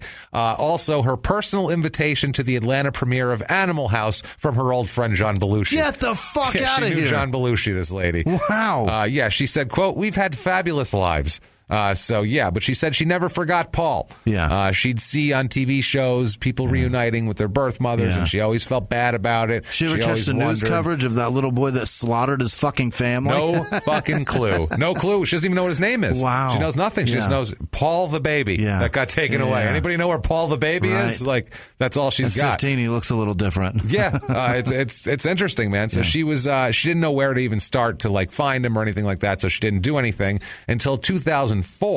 She read there was a change in an Illinois law that would allow birth mothers to petition for a confidential intermediary to find their kids here. Sure. So she tries to get someone to find them. They open up the Catholic charity records for her for this. That the adoption went through. Her husband had some doubts about it. I'm sure he's like, this is just what I need now.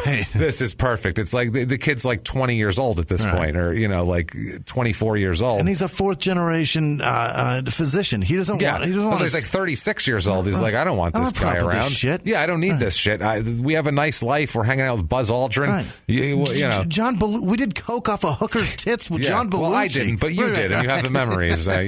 She did. He came later. Right. He's a plastic surgeon. Right. He said, I was supportive but cautious. I warned her, you may not like what you find. You might find out he's a mass murderer. Leave well enough alone. What? That's what he said. He's a genius. She sent off $450 and a form that was like the required fee to the Illinois Adoption Registry.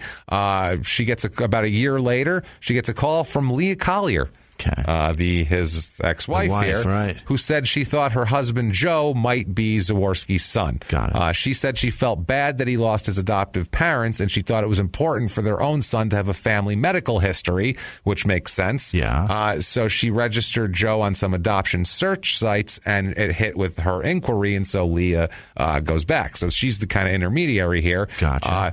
Leah goes and puts her husband on the line, who is back and forth to Florida with Candy Williams and her going back and forth, living another lie here.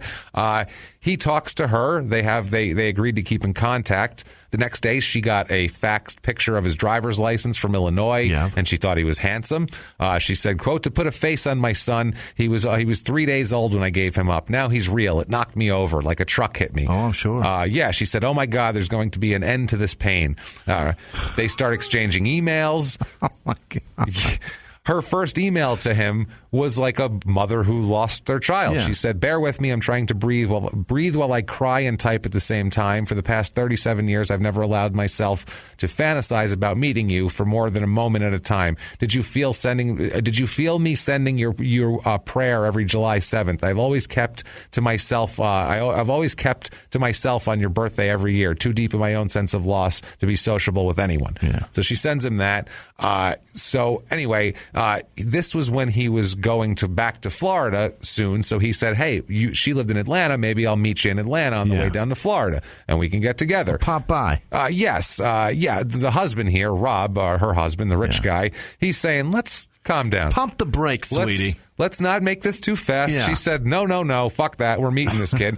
She said, I had emotional blinders on. I didn't want anyone to tell me, be careful, go slowly. Yeah. So they arranged to meet at a hotel near her home. Oh, Jesus. Rob stayed outside and watched from the car to make sure that this guy didn't strangle her to death, I assume.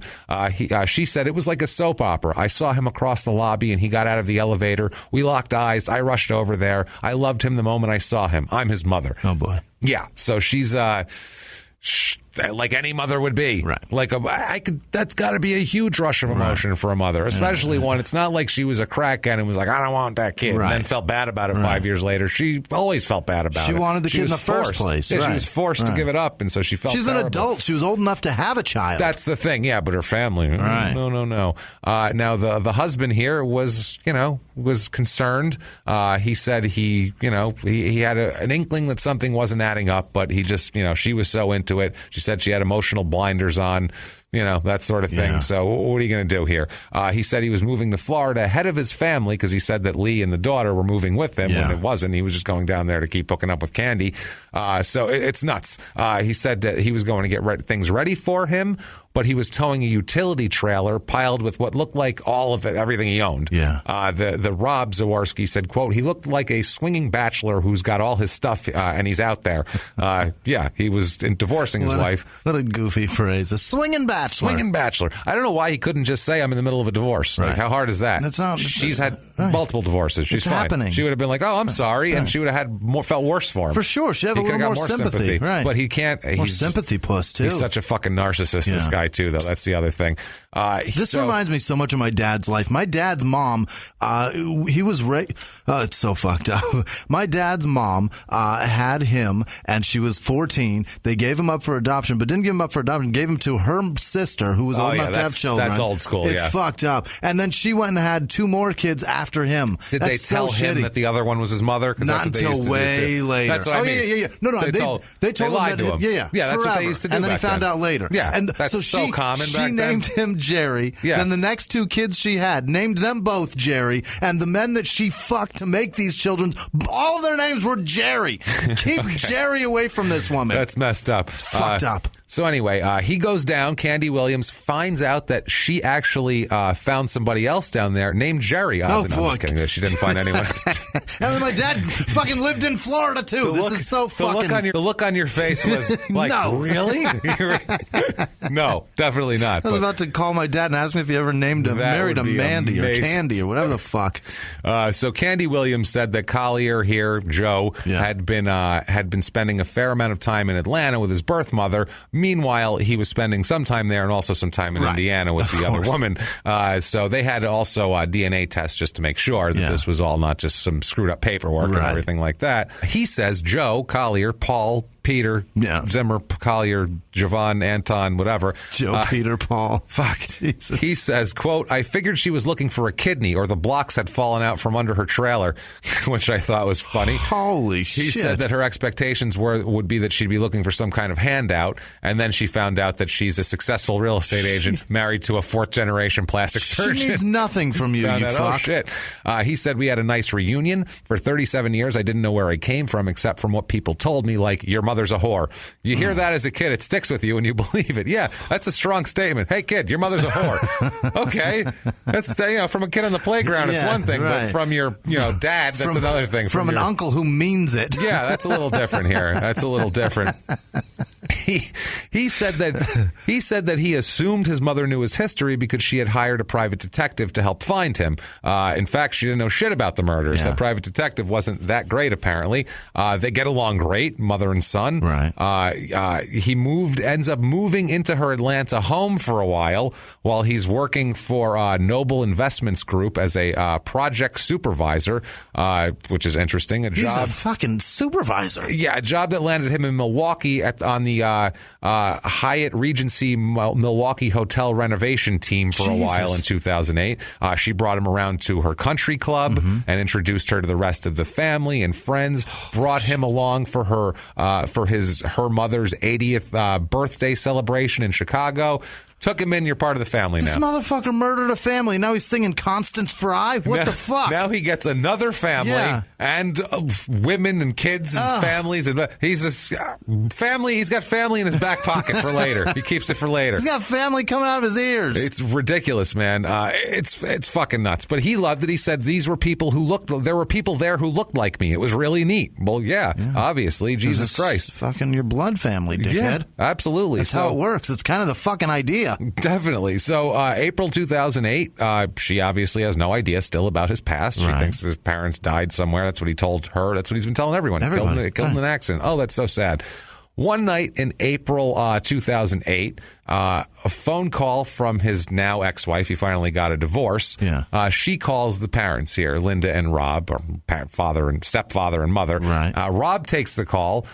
Lee Collier, the ex-wife now, tells him that he should know that as a boy, your Joe Collier there killed his whole family. Oh, boy. Just to let you know that's a thing. Now she's getting vindictive on him. Boy. And she's like, I wanted him to know his family, and now they're going to hate him. Yeah, but they should know. She should have told him that shit a while ago when she talked to him the first time. Why'd you store that one in your pocket, honey? I think my husband is your adopted son. That's nice. Do you know that he slaughtered a whole family? Right. And it's your fault because you put him up for adoption. If they wouldn't have adopted him, they'd still be alive. So thanks, your mom. Right. Thanks a lot, Catholic guilt. Perfect, assholes. So, Jesus Christ.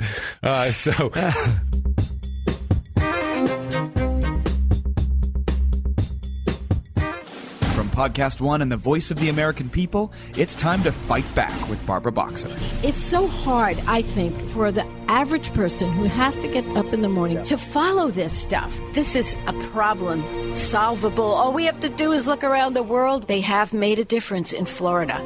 It's unbelievable. Listen free and subscribe to Fight Back with Barbara Boxer, exclusively on Apple Podcasts, PodcastOne.com, and the Podcast One app. If you love the show, share it with a friend and leave us a rating and review.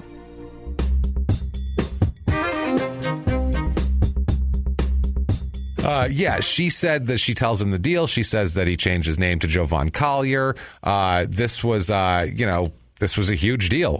This all happened pre-internet, all the other stuff, so the records aren't as much as if something happened now. Sure. So he didn't know what to do at this point. He didn't tell Linda at first. He wanted to be sure, so he hired a private investigator to look into it and corroborated everything that he heard with actual court records and documents and shit. He said, quote, "It didn't surprise me. My concern was how in the hell am I going to tell Linda?" It's odd that it didn't surprise me. Like, I expected him to be a murderer. Right. Who expects people to be a triple murder? I'm always surprised when someone kills 3 people. It's always surprising. Especially if I know the person. I'm always going to be surprised by that. How much tragedy has this guy experienced? He's like, I expect most people to be multiple murderers, but, this one here. Holy shit here. So anyway, they hire this, and like I said, Robin Martinelli's the investigator that digs into the past. Martinelli says, quote, "There was just something different about him. The birth mother's husband thought there needed to be some background checked out." And apparently, definitely here. So one night, Rob comes home, and Linda's in the living room hanging out there reading. Right. And he's like, what do I do now here? I have to tell him something. So she says, I have to talk to you about something. Yeah. She thinks it's something horrible, like he's dying or he's divorcing her or whatever the hell may be. She never even thought about Joe, anything about him. That never even crossed her mind. She said, once she was told, she said, I backed up into the chair. I didn't believe it. But Rob shows her all the records, shows her the reports, the details. When you hear knife penetrated through skull, 25 stab wounds dragged out to a shed. Old Bob's quote of the thickest part of the skull. Also it said in the report, Wisconsin had an official warning that the birth mother ought to fear for her life. Oh, also, Jesus. in the warning from psychiatrists. Official warning. Yeah, from like the state's official, watch out, because she's next on this guy's list here. She became very afraid. She freaked out, obviously. Yeah. He was staying there at the time with them. He's upstairs. But he wasn't home that night, so she freaked the fuck out. Yeah. She didn't want to confront him, so she tried to act normal, basically, and figure out what to do next. How do you act normal? Like, hey, Joe, how's it going? Good morning. How you feeling? Good, all right. Any Can I get you some anger in breakfast? I'm going to go now for the day. We're going to go on vacation for, I don't know, how long are you going to be alive for? Next 30, 40 years? We're going to go ahead and take off for that amount of time. She said, Jesus. She said, quote, "We did some pretty great acting." She said she continued to cook for him. Says she. She said she would talk to him about his job and do his laundry and just act like everything was fine. She's, first of all, he's 37 years old. What are you cooking for him, doing his fucking laundry for? Make him do his own goddamn laundry. Because she's trying to save her life? Yeah. But they also locked their bedrom's doors and started sleeping with guns under their pillows. Yeah, actually, they did. Also, every day asking him like a nurse about his rage level. Yeah.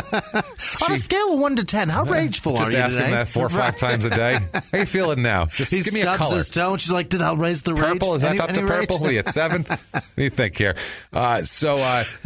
I don't know. All of a sudden, out of nowhere, he announces that he's moving into an apartment that Monday, and he's leaving. They knew he was lying. He said he was going to do this a bunch of times, but something would happen at the last minute, and he would remain, at the house and there, free room and board and stuff. Big house being cooked for. Yeah, I was going to get an apartment today, but then I found out when I pay rent, I have to do my own fucking laundry. So good news. I'm going to stay here. I'm staying here. Right. So she said she was so scared she had to do something. So one Friday, she got all of his shit, all of Joe's shit, and stuffed it all into the car, everything he owned.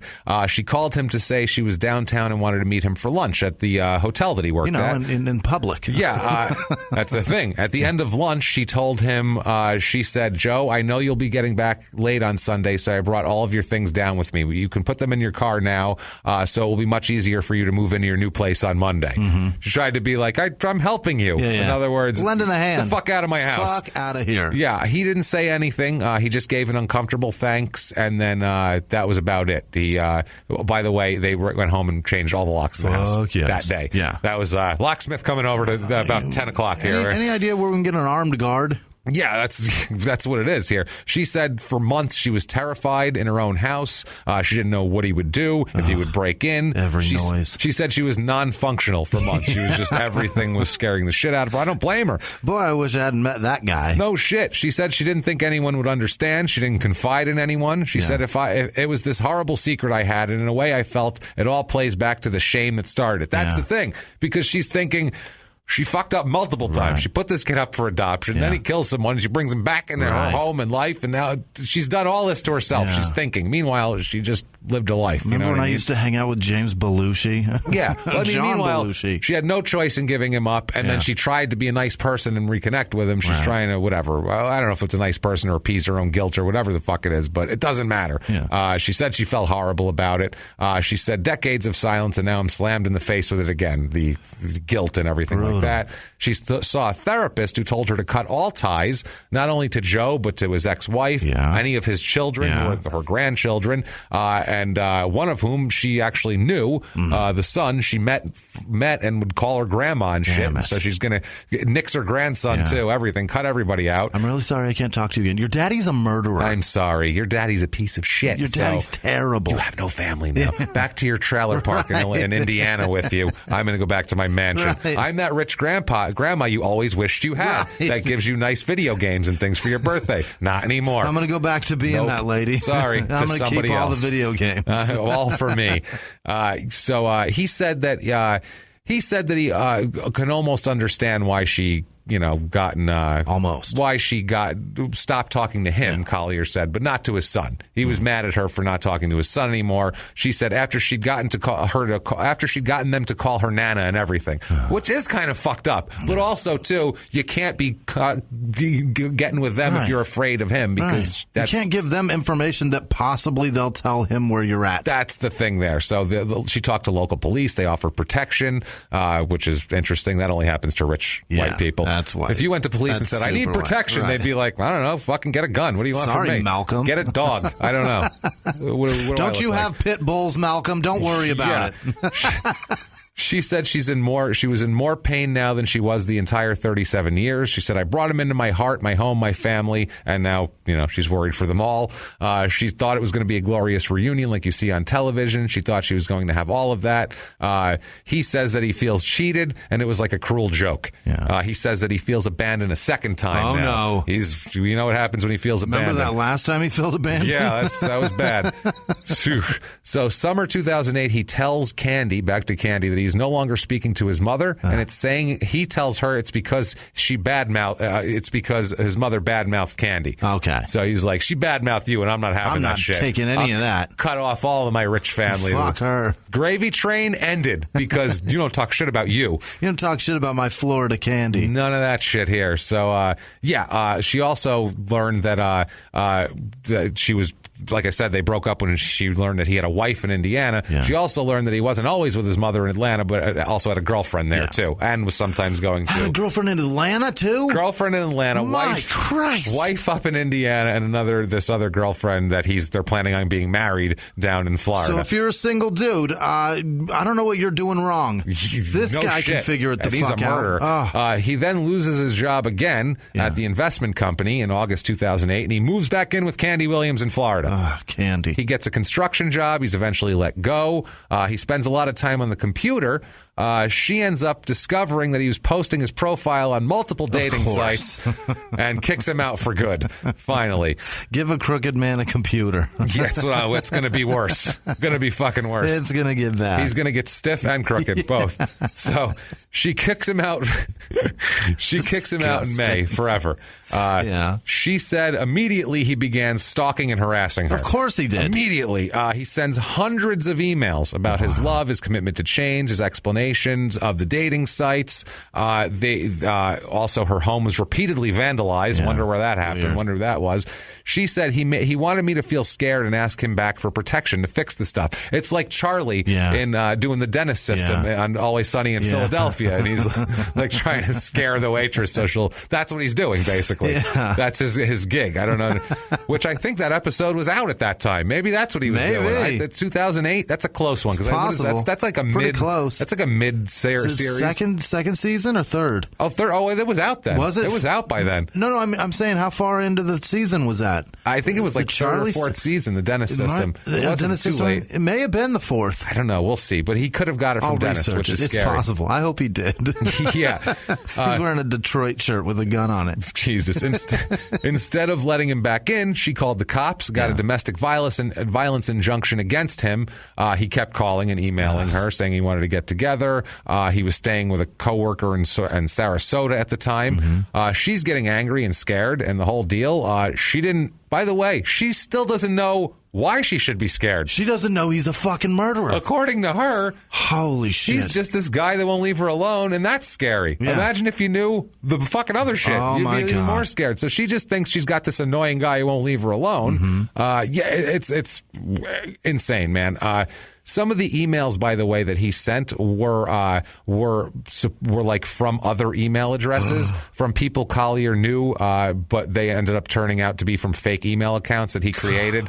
A lot of them are like these long letters about how much all he talks about to this person is how much he loves her and she should get back with him because he's a good guy. And he just God! Invented all these people here. It's crazy. Some of these people, they mention business deals that are bullshit. They talk about cooking with him. At one point, he posed as his ex-wife, saying that he's a good guy. His children saying you got to get back together with my dad. No. His friends, everybody trying to get every somebody. person he can think of is sending this woman emails. Yeah. He even oh my God, he posed as an Atlanta therapist, saying that Collier checked out early for mental health treatment and the clinic hoped Williams would persuade him to return. So you need to talk to him, though. Yeah. Please talk to him. Right. You're the only one. You're the only one that can straighten this guy out and send him back here. This guy's taken every goddamn angle. Every angle, man. One email from him said, from the therapist, or I'm sorry, this is an email from a friend in the drywall business in Indiana that doesn't exist, said, quote, when we talked the other day, he sounded different than I've ever heard his voice before, like he has some serious goals and something about stepping up and growing up and proving himself to not just you, but to everyone. Really have been pulling for you guys. So, meanwhile, you got to skip Charlie Cambarro. I got to get back to mudding this wall. Man. What the fuck? She ignored him. Then in June, she gets a bunch of messages that say that he hanged himself. Okay. She replied to the writers about this, but got no response. Yeah. Finally, she calls up his birth mother, Linda, in Atlanta. And so, because she said, she had visited, she knew that he'd visited there, and she had gone with him to visit at one point and thought they were nice people, but she hadn't talked to him in a while. Listen, it's Candy in Florida. I know that you hate me. He told me, but I want you to know that he hanged himself. Is that what she's going to do? She's trying to confirm this. Right. Did your son kill himself or not? What the fuck is going on? I know you guys hate me. I've heard. Yeah, that's what she said. Now, because that's the thing. He said that that the parents suggested that he he was too good for Candy. Okay. And so that's what created the deep rift here. Got it. So then until Candy now calls the mother about the suicide, Williams calls and says, hey, is he dead? The mother and husband say they didn't think so, but they hadn't heard from him about a year since they learned about the murders. Okay. Her next question is, what, murders? Yeah. Like, she literally did like a cartoon character. Murders? I was scared a minute ago. What the fuck? And I thought I knew what scared was. So they said, you don't know? Oh, my God. And then, holy shit. So she found out about how he killed his family, but we did the whole thing here. She said that freaked her out. A touch more, obviously. Really freaked her out.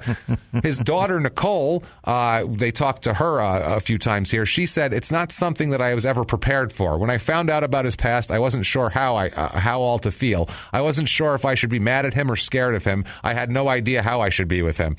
Away from him. Yeah. She said it was neat to, she said she liked the fact that he was trying to rebuild his life. She said it was very neat to see that. I mean, Dad was getting his life back on track, settling down, hopefully for good. Right. Don't think so here.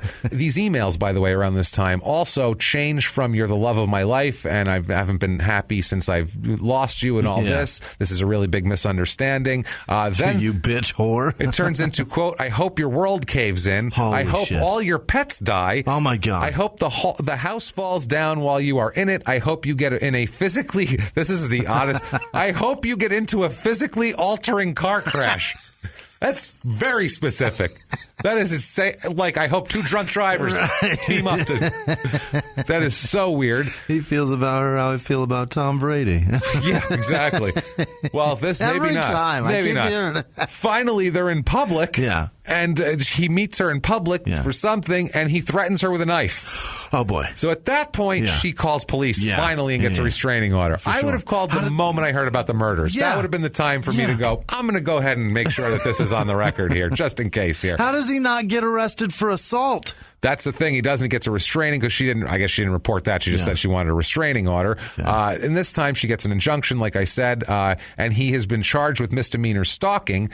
He is arrested and disappears after posting bail. Oh, boy. He disappears. Yes. That's terrifying. Candy Williams tells the police about the Wisconsin murders. Like, this guy that you're looking for, by the way, he's also a triple fucking murderer. Right. He's not a good vicious dude. way. This isn't just some guy that's a little, you know. This isn't just a guy that's sending me emails and tipping over my flamingos in my front yard. Yes. He's a menace. After she tells the police, though, there's an article in the paper. The press get a hold of it. Okay. Blows his whole shit out of the water. Now he can't hide at all. Everyone knows who he is. It's in the water. He changed his name from this to this. He did this. Everything comes out. Yeah. And now he really disappears. Now the St. Pete Mirror is fucking going to blow up a spot. Gets a little worse. It was the St. Petersburg Times. Oh, boy. After that, now the stalking really picked up. Now he's pissed. Now he's mad. Now he's even more mad. She would get packages in the mail at home and at work.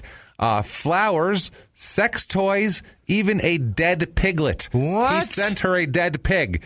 That he will later claim was a nice gesture because she's a second grade teacher. He found like a pig to dissect on the internet and ordered it for her, and that's why he was giving it to her. That's so sweet. Not to freak her out or anything, because all second graders dissect mammals. That's what you do in second grade, right? You cut things open. I think that's middle school. Worse though, it's like horse shit. When has anything as dead ever been sent to somebody as a nice gesture? Never a nice gesture, unless it's butchered for cooking. Right. It's not a nice gesture. Unless that piglet was cut up into chops and ribs and shit like that, then it would have been, what a sweet guy.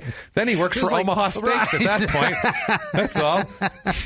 That's normal. I sent her some Trump pork chops. Yeah, it's the same shit. So anyway, she gets dead piglets and everything else here. How do you go from sex toy to dead pig?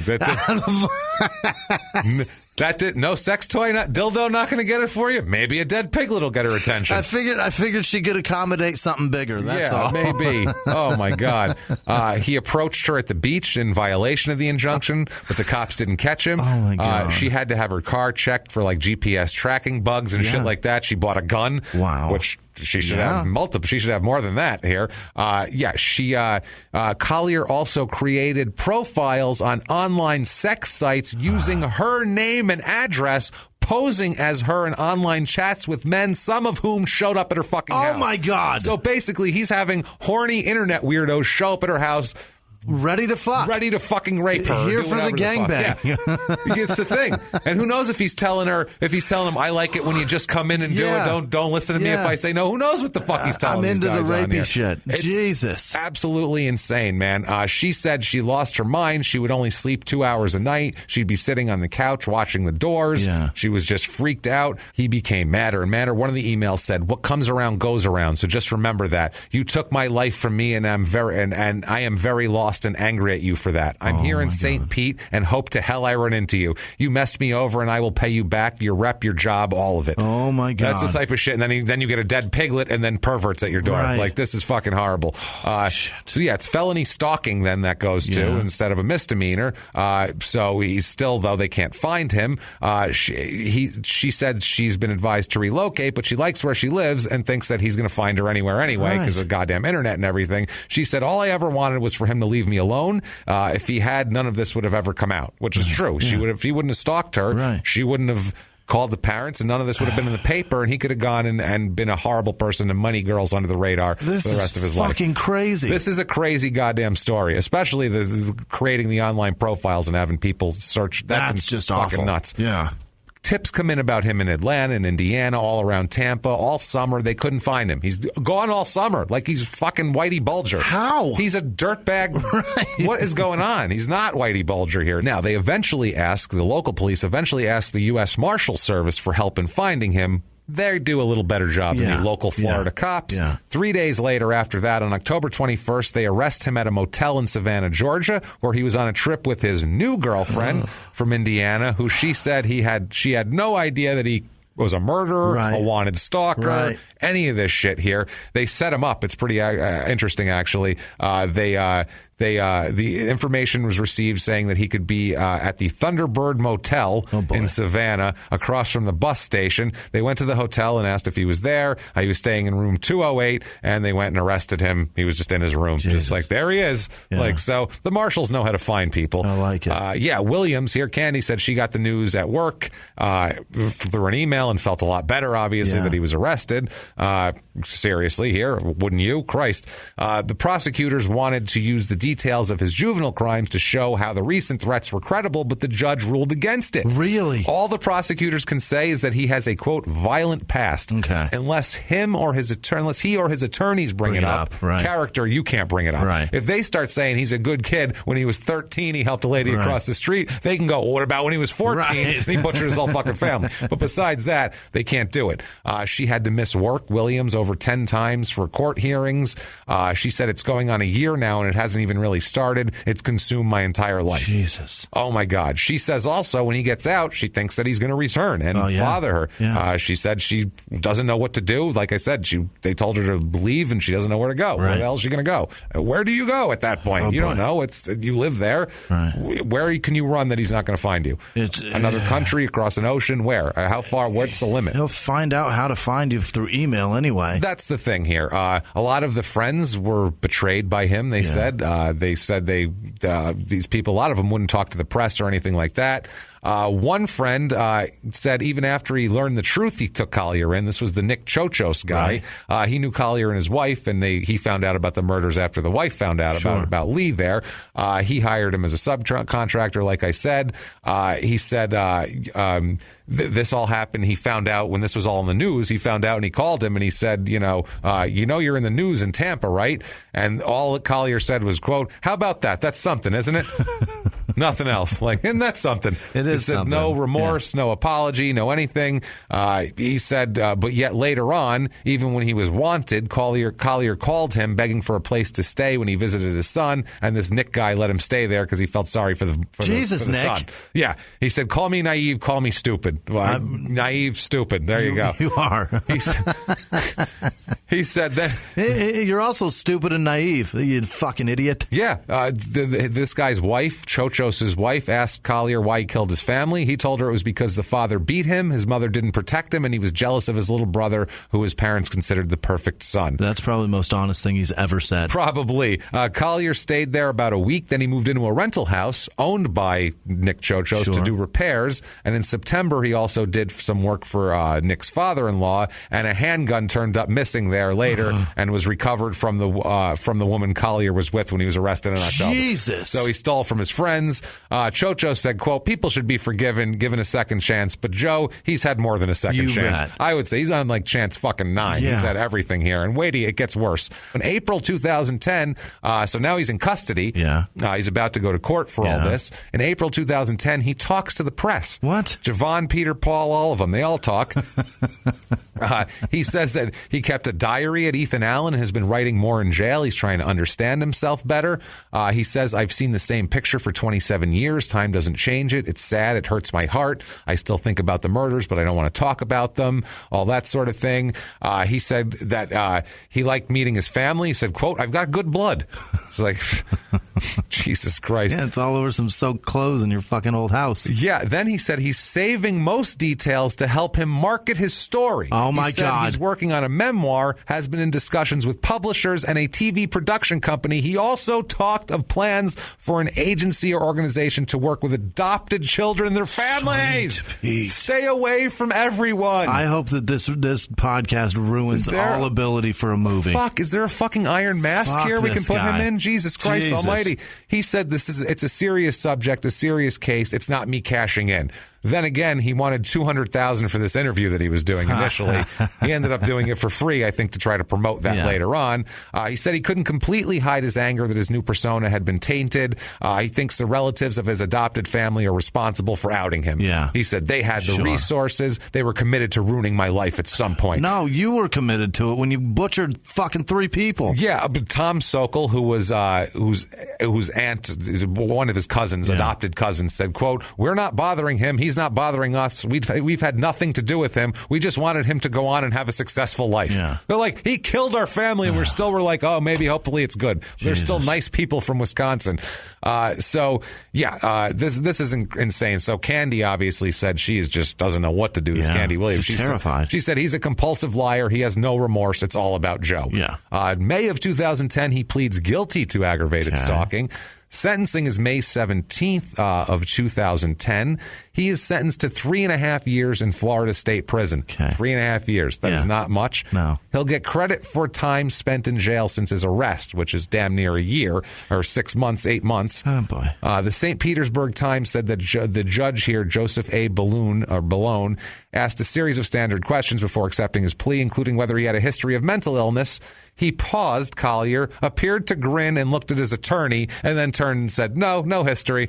Like, no official history. I'm crazy as fuck, obviously, but I mean, I don't know, never talked to anyone about it. Nothing on paper, sir. He made no statement for sentencing, and neither did Williams, because she had to work. So she couldn't be there and didn't want to be there. So he is sentenced to 3.5. You, sir, may fuck off. Not for long enough. Not even close at all. Same sentence you got for killing your fucking family. Same thing. Unbelievable. Same thing. November 2010, and ABC News does a story on him. They have a forensic psychiatrist named Dr. Michael Wellner talking about this sort of thing, and I find this fucking fascinating. He's the associate professor of psychiatry at NYU School of Medicine. So, he's got some credentials. This guy sounds like he knows what he's talking about, more than me anyway. So they asked him, based on his reported behavior, would you say that Jovan Collier, a.k.a. Peter Zimmer, is clinically a psychopath? Do you believe his claimed abandonment issues from childhood had any profound influence on the way he turned out, or is he exaggerating those issues to excuse his behavior? This shit's fascinating. This is great. He says, you cannot tell Collier's diagnosis from the murder alone. Still, the brazenness of his sense of entitlement to the estate of the family he murdered and the schemes of setting her up with unsuspecting sex website partners makes it realistic realistic to ponder whether he is actually a psychopath. Yeah. Brazenness is an exceptional quality when in the quality of lying and having two wives unbeknownst to one another, where brazen in action should inspire greater scrutiny. Yes. So basically, he's got too much balls to not be a fucking psychopath, is what he's saying here. Adolescents who kill have conflicts at home. Some have been abused. Some are merely destructive characters who will not tolerate limits being set. Abandonment issues plague many, including those from intact homes. The choice of violence relates to to how someone deals with abandonment, or to other life priorities and stressors, not adoption per se. No. So adoption doesn't make you kill people, even though there was a joke for a long time that serial killers are adopted. Right. Doesn't matter. No. Doesn't matter. It doesn't It's help. how you process. It's just like every other health Well, what he just said mental is illness. The adoption alone doesn't make you a killer. Right. Other shit, if you're adopted and abused and this and that because you were put into a bad family, that's a different story. You feel threatened and you have to lash out. There's a difference. It's a mental illness one way or another. That it's how you process shit. Yeah. You can't fucking slash your little brother and mom and then fucking shoot your dad as an excuse for any sort of mental health. No, absolutely not. He says all this too. He says emotional abandonment is not a trigger to familicide as much as a mental abandonment is. Oh, that's a good word. Material abandonment is. Although issues ranging from abuse to threats to antisocial explosiveness to substance intoxication are all realistic possibilities, but they don't think so for him. They say when adolescent killers return to the community, it should surprise no one that they conceal their past as best they can. Well, there's shame. Yeah, absolutely. He says for every person willing to give them a second chance, there are many who are horrified at the notion that they, as killers, can be free to enjoy the simple pleasures the victims cannot, which is true. You're never going to get a fair start if everyone knows who you are and all that sort of thing. I get that. If you killed your whole family and it truly kept you up at night, horrified, it was the bane of your existence, would ate at you all the time, you would never pick up a knife in anger. No. Because that would be the last thing. Like, oh my God, flashback to this horrible thing of me holding a knife and my mother's skull being penetrated and my little brother fighting back. Terrified you can't stop yourself. Yeah, it's Jesus Christ, man. Now, while he's in prison, he is mailing Williams copies of his appeal and things like that, saying, like, I'm appealing, I'm getting out, sending her copies, which violates the order. Good. So they're considering new charges against him. Yeah. Apparently, this Williams and the mother, Linda Zawarski, check his release date weekly to make sure that it doesn't move up, that sort of thing. She says, Zawarski said, when I look at his eyes now, they're like shark's eyes, soulless, dead eyes. When he was living here with me, after I found out what he did, and I'd have to act like nothing was wrong. But when I look at him, I think, what did those eyes see? What did those hands that are holding my hands do? No shit. Jesus. They ask her, had you known about her whole story, would you have made contact, maybe forgiven him, maybe figured out a different relationship, maybe not let him move into the house and things like that, but maybe talk to him on the phone. And she said, I can't answer that. I never got the chance to process it. Now it's just a rhetorical question. I'm extremely sorry. His life is what it is at his own hand. I don't know why. It's devastating to me. We had something to do with it by giving her up, but it's not your fault. I don't blame her at all. No. I don't blame her at all. She said she kept all her papers from the Odyssey, from her parental Odyssey, and she's thinking of writing a book for catharsis, she says, not for money. She still stays in touch with Williams. She says, quote, we're the only two people who know how the other one feels. We both fell in love with someone who didn't exist. So, monster slain, right? Yeah. He's in jail. Everything's taken care of. Yeah. He's released in 2012. Yes, he is. He's released early. Early release. Not long after he's released from state prison, he moves to McLennan County, Texas, where Waco is, over there. He denies the dead pig thing.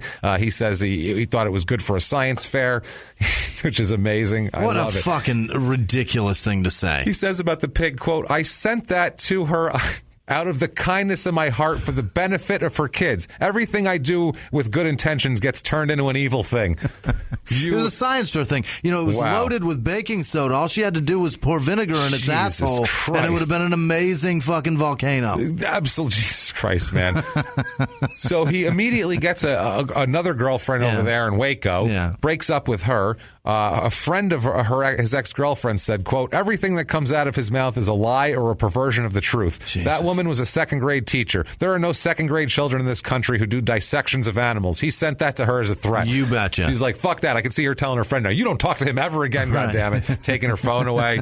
I will take you out tonight. We're going to go out and we're going to have a nice time, but you don't need him for shit. You're going to forget about him. You need that friend. Yeah. You got to get that friend here. Every woman needs that friend. Everybody needs that goddamn that's a good friend. point. Yeah. Everybody needs that friend. So Collier came to Waco in February of 2013 after landing a job with a company building a local hotel.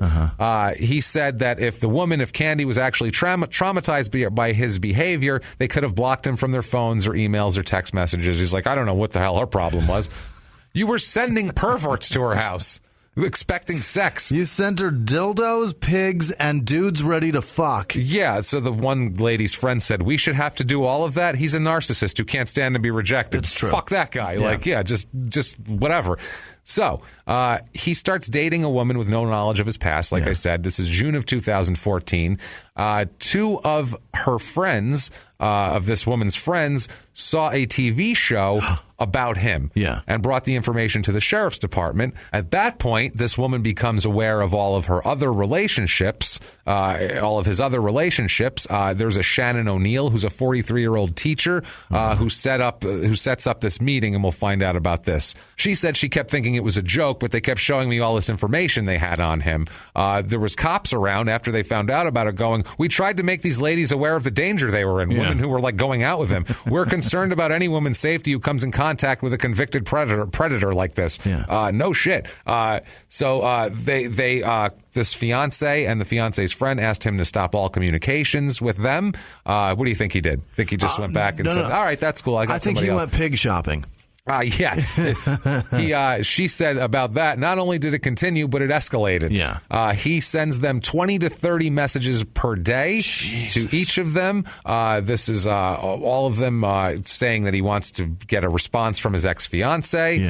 So finally, he is lured to the patio of a cantina, Texas, it's called, in the 1200 block of Hewitt Drive in Waco, under the pretense of her wanting to get back together with him. 7 deputies were set up undercover in nearby cars to arrest him. They said he came in thinking he was just going to meet with me and move forward, but no, he ends up face down with handcuffs on him real fucking fast. Moving forward in the legal system. Collier said she looked down and said to him, you messed with the wrong girls. She said, I don't want him to physically or emotionally hurt another woman. I don't want them to feel the way we have felt. So the conditions of, but guess what? They arrest him. You think they keep him in jail? No, there's bail. Bonded out, baby. He bonds it out. Conditions of his bond say that he's not allowed to be involved, to contact these women. Contact with them anyway. The one police officer said, we're going to be monitoring him. This is truly like something out of a novel. Like we have to follow this guy around and make sure he doesn't talk to women. Yes, this is fucking crazy. They said he stalked a woman in Florida and he was doing the same exact thing here. He kept saying he wanted a second chance. He said he has had about 2,000 second chances. A man who cannot take no for an answer is someone to be feared. He cannot take no for an answer. No. This man, definitely not. He was on the television show I Dated a Psycho. Awesome. Apparently they did a small thing on that, and that's how they ended up finding out. He is jailed. His bond was set at $150,000 at first. Now that's for a second. Pause that for one moment here. There's a third woman involved in this, and there's the fiance and her friend, and now a third woman who he also was pursuing while he was engaged to the first woman. Jesus Christ, Holy this guy. Shit. This woman lent Collier her iPad. When she got it back, she discovered that he had used it to set up dates with 5 other women on Match.com. My Christ. He's fucking slick, this guy. This fucking shopper. 5 other women. He also sent nearly identical text messages moments apart to 2 separate women telling them how much he loved them both and how he wanted them both back. Holy fucking shit. This cop guy said, you can't protect everybody from everything, but we really have made a concerted effort to stand between this guy and these women because they were really scared to death after they found out he was a triple murderer and had just been imprisoned for aggravated stalking in Florida. No shit. Now, his attorney, Collier's attorney, says that the $150,000 bond in Waco was very, very excessive. Normal bonds for Class B misdemeanors range from $500 $1,500 to $1,500, not $150,000. And his old murder can't count. Right. So that's a thing there. The lawyer said this is ridiculous. Quote, I would hate to think that the reason he's being treated so harshly is because of something that happened when he was a kid. Like he fucking broke a window with a baseball. And also, he didn't steal a newspaper from his neighbor. Not to mention, I think the aggravated stalking, just getting out of prison for that probably is a factor. Right. Yeah. He also said the electronic, this guy said the electronic harassment section of the penal code is, quote, very problematic. Yeah. And he said it's so vague that she's considering challenging the constitutionality of everything. What the fuck? Because he's being railroaded right now. This is ridiculous. The statute says it's a crime. The statute says it's a crime to send electronic messages with intent to harass, alarm, torment, or embarrass someone. That's pretty vague. The embarrass part I don't like, but the rest of it's pretty clear. This woman says, the lawyer, in our electronic age, we all send text messages. Who knows? Someone could be annoyed with just a few text messages. We're all going to be in trouble if this is liberally enforced. Shut up. You're threatening people. So guess what? He bonds out. This fucking guy. He bonds out. God, he's so lucky. He bonds out on July 18th, and he tells the newspaper he just wants that he's just trying to move on with his life. He's going to Escondido, California, just to get away from it all for a while, he says where here. Hotter chicks are. But then he's not in California. No. He calls the probation, all these people saying he's in California. He's not in California because he has an electronic ankle monitor showing he's in Houston. Oh, boy. Does he not know how fucking GPS works, this moron? So dumb. He's been there ever since he's been bonded out, never went to California. Yeah. It's fucking ridiculous. The cop at this point, the McNamara guy, says he butchered his family when he was 14 and everything that comes out of his mouth is a lie. I'm worried about this situation. Which I don't. This poor guy's like just going around going, "Don't talk to him. Stop. Yeah. He's a jackass. He's got to be the best cock blocker in Texas. Truly, and that's going to help the world here." So anyway, he declines to discuss the harassment charges pending against him. He does say that he moved to another city and had another girlfriend when he was arrested on these misdemeanors and had moved on with his life, and he didn't understand it. He said he's not violating any of the conditions of his bond by being in Houston. He's just better not contact the women. And also, you should probably not lie about where you are if you're electronically monitored. Be honest with your fucking probation officer. Yeah. He said he was moving to Houston and then said he was in Escondido, California. Yeah. He emailed from 2 different accounts and used 2 different phone numbers, texted a picture of himself supposedly in California to confirm his identity. Look, it's a palm tree. He said, I'm clearly in California. See? He said, with all I've been through. Look, the ocean. Look at that. I'm with Mickey Mouse. Him with Mickey Mouse. Right. With ears like Rusty. Right. Like Rusty McIntyre. I went on a Disney cruise to get away from it all. Jesus Christ. He said, with all I've been through, no one is going to pretend to be me these days, except for you, dipshit. Right. Oh, my God. He lies when... Jesus Christ. He checked, according to this cop, he checked Friday with the company that monitors the GPS that he's supposed to be wearing. He went from Waco to Houston, never left the Houston area, which he's allowed to do. That's why he doesn't understand. This cop says he lies even when the truth serves him better. Even when it's better for him, he still lies. He has to. You're still out of the town where they don't want you at. Right? He's got an explanation, though. Yeah. He says, if I say the wrong thing, people always interpret it incorrectly, Collier's saying here. He says, once this is all over, I will sit down and talk and talk and talk. I haven't said anything in 30 years, and it's kind of eating at me. But every time someone retells my story, it becomes more and more sensational. Well, I hope I nailed that served one it for some you there. justice for you, you fuck. It'll be the first time any justice has been served, you fucking jerk. Yes. So he gets on the phone.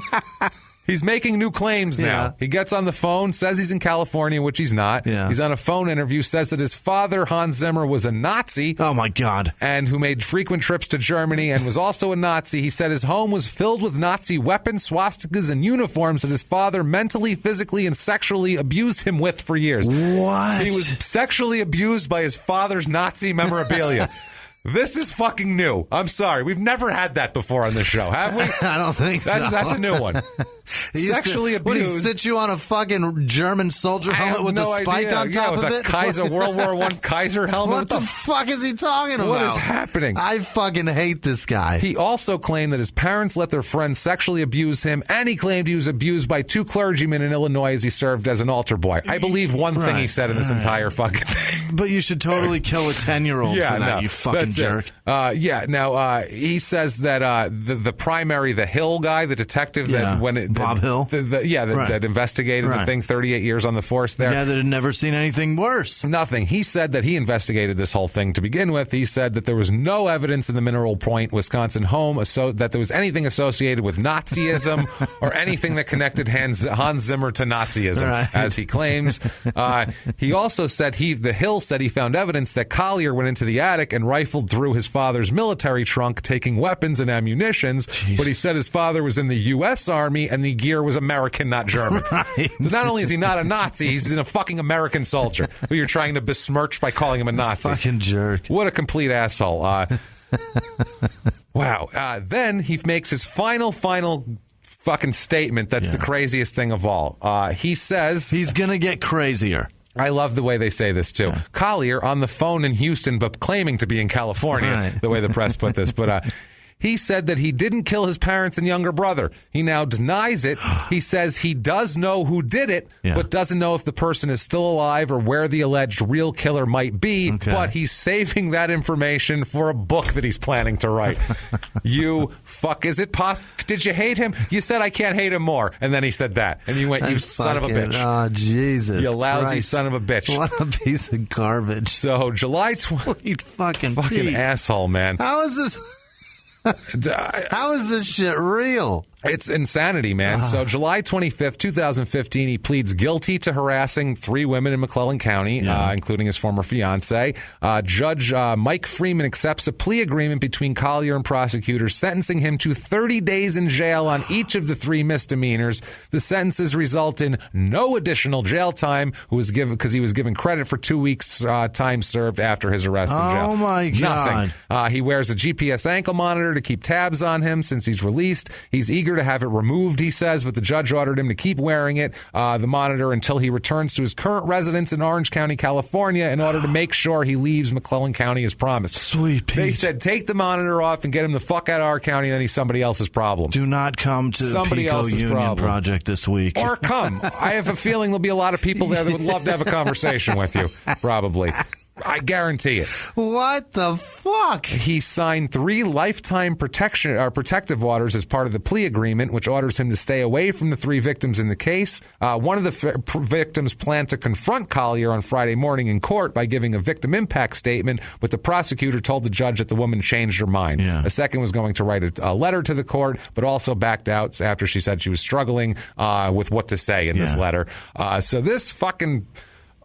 my God. Joe Collier, Paul the baby, Peter Zimmer. Wow. You are a vile monster, He is a vile monster. Wow. And as vile of a monster as Peter Zimmer is, please don't take it out on a different Peter Zimmer. Please don't take it out on Dr. Peter Zimmer, MD, who's a general surgeon in Colorado Springs. Oh! He's a general surgery specialist, has been practicing for 20 years, specializes in general surgery, has 4.5 stars on healthgrades.com out of 5. He's a pro. He lost a half a star. And he's accepting new patients. Fantastic. So help this guy out, because I'm sure he's lost a patient or two who thinks he murdered his entire family. But do take it out on Javon Collier, who's a complete moron in Florida. I saw a Javon Collier 2017 rape story in Florida. I went, oh my God, different Javon Collier. This one's stupider than our Javon Collier. Really? This guy raped a woman while wearing his work shirt with his name on it.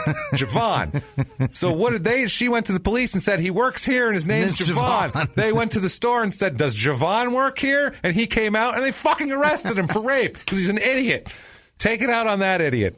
Fucking moron. That is amazing. That's Paul, Peter Zimmer, Javon Collier, Candy, the whole goddamn Holy disaster. Shit. That's a story like no other. He's like out I said, there. He's out there. He is in, as they said, I guess, to get his bracelet off. He's somewhere in Orange County, California, allegedly. So if you're in California and this guy's walking around, he's a bald guy with a goatee, just avoid all of those. Jesus. Sorry, but fuck me, man. This is a mess. Wowza. That is this disaster. That's Mineral Point, Wisconsin. Holy shit. Jesus. If you like that story, I really hope you do, because it was brutal to put together. So if you enjoy that story, please get on iTunes. Give us 5 stars. It's essential. It's essential. Doesn't matter what you say. The 5 stars are important. You can say anything you want. If you want to be a bigger hero, like the people we're going to talk about in just a moment, please, you can go to patreon.com/crimeinsports and you can make a donation, or you can go to PayPal. You can make a one-time donation using our email address, crimeinsports@gmail.com. Right. And like I said earlier, you heard this whole thing. It's ad-free. It's unbelievable. Thank you, because you're the only ones that make this even a viable enterprise at all for us. So thank you guys so much. I cut it out. I've ranted about it like 3 times and cut it out. But goddamn Audio Boom owes us so much money. So much money. They haven't paid us since October. We're not even on Audio Boom anymore. No, we've been off of there for 2 months. Yeah. They have not paid us the money that we've made in October, November, They paid December. us legitimately 3 times when we were over there. That's it. In a year and a half. And it was tiny money. They owe us so much money, and they haven't paid us, and we don't know if they're going to pay us. They said that they were merging with some other company, and that they were suspending all payments when we went to get our payment. And then so we emailed the other company, and they said, we don't know what the fuck you're talking about. We haven't merged shit. It shouldn't affect anything. Right. They're liars. I said it before. I'll say it again. They're James Woods and Casino. Yeah. Fucking country club golf hustlers. And that's what in they real are. Life too. That's what I mean. He's an asshole in real life. Exactly. He is. And so fuck are Audio Boom. And fuck them. Fuck right. Audio Boom. And goddamn it, Podcast One, sell some fucking ads on this goddamn thing. Do you not want to make fucking mortgage? money? Why don't you guys? Right. These motherfuckers. Paying your mortgage too. These motherfuckers make 50%. You want to know podcast business? No one else in the business takes 50%. Right. You show me another network that takes 50%. That's fucking pimp rates right there. They take 50% of our fucking money, and they don't fucking make us of zero. So enjoy. Fucking enjoy. Enjoy your fucking ineptitude, not making yourselves any money, or us, or everything else. I got a mortgage. Fuck you. Eat dicks. All of you son of a bitches. That said, let's get to the list of the most fantastic people on the face of the earth that make us not give a shit if we're talking shit about these people, because we don't need them. We only need you. That's the only fucking people we need, the only people we love. Jimmy, hit us with that list. Firstly, thank you so much. Executive producers this week are Michelle Hayes, Megan Smith, Marianne Stumpf, and Sarah Gilbo. Thank you guys incredibly. You guys fucking honestly. Amazing. Thank you for we can't do it without you. Doing what you do. We really for us. Can't. Happy birthday to Jesse Rose over in Alabama. Happy I believe birthday. is where they're at. Is it Alabama? I don't know. Fuck. I'm not sure. It might be Alabama. To you. Yeah. Anyway, Mark June Wells. He sent us fucking gold. That was so incredible. Cool. Thank you for that. That's so awesome. And I liked your envelopes too. Yeah. He's fucking great. That guy's good amazing. Job. Thanks, dude. We appreciate the fuck out of it. Max Joshua, Victoria Jackman, Lindsay Watson, Jake LeBeer, Anita Paulo, Cynthia Mixer, Erica Green, Ted Cyrus, Dolce Thompson. That's it. Andrea Jones, Michael Malone, Deborah McMahon. It's not an O. It's an A. Oh. McMahon. I don't know, it's McMahon. McMahon? It's McMahon for sure. Yeah, Jessica Pilkington, Julie Ritchie or Reese, I'm not sure which. RICCI? Yes. Ricci. It could be Ritzy. It's Ricci. I don't know. I know several people with that last name. It's all Ricci. They could pronounce it different, but I'm questioning an Italian. It's Ricci. Right. Christina Ricci. Liverbeards. I don't know if that's a podcast or if it's a product. Google it and find out. Stacey O'Sullivan. Michelle Kissel. Okay. I'm not sure which that is. Thank you, Michelle. Thank you, Michelle. Adam Gonzalez, Catherine Logan, Jenny Neighbors, Derek Pearson, Under the Sea Fabrics. Again, thank you so much. Vivian Asomos. Asomos, yeah. I'm not sure. We're trying not to be immature here. I'm trying my best. It's got ass in there. It's really hard. We're sorry. Thank you. Stacey Huffaker, Colin McHugh sent like 60 thank you. That was so cool. Bananas. My phone kept going ridiculous. Like, what is going on here? Thank you, Colin. Yeah. Allison Solomon, Paul Roost. Great. Incredible Thanks this memes, week, Paul. Man. Thank you Killing so much. On that shit. Abigail Gonder, Candace Horner, Erica Hayashida. Yes. Lori Collins, Carter Harris, Ruben Salas, Michael Kennedy. Every time I see him donate, it bugs us both out. We're like, I want to punch that. I remember a guy that I fucking loathe. Marcus Rippentrop, Jesse Hartman, Tammy Blum, TDS Tuning Innovations. If you got a car that needs some tuning, call them up. Scott Flory, Janet Holm, Marissa Wells. She donates fucking constantly. Thank you, Marissa. These two, it's clearly fucking with me because the amount of dots and the characters are. I'm going to try. I'm going to do my best. You ready? Oh my God! Yeah. Here it is. Hilda run Sigurden Kieran. No, it's not right. Siguradoter. Hilda run Siguradoter Kavarin. I don't know. You're just making fucking noises, man. You have no idea what you're saying. You're literally I'm just looking noises. at letters and doing my best. Sigurd, that's amazing. and here's the second one. Sigurd Breedfjord Pjortsten. I'll bet I nailed that one. Yeah, I bet I did. Breedfjord. What the fuck? I don't know. Why what would you that do means. that to me? I don't know what I'm doing. Sherry Rice, Esanzo Zell Nelson, Kathleen Marquardt, Cynthia Lapham or Lapham. It's Lapham or Lapham? Lapham. Probably. Dane Miricic. I think that's right. Mary Joran Brock, Angela Shaw, Shane Slocum. No. Really? Slocum? No. I can't do that. Slocum? We are 12. It's Slocum, right? It's Slocum. It's probably Slocum. I've known a bunch of Slocums. It can't be Slocum. Baseball player, Heathcliff Slocum. Probably. Yeah, same Jessica Hartke, Victoria Zeller, Jessica Gaither, Athena with no last name. Thank you. And by the way, she sent us some some gift cards. Or not gift cards, fucking note cards. Thank note you. cards and pens. Thank you so Athena.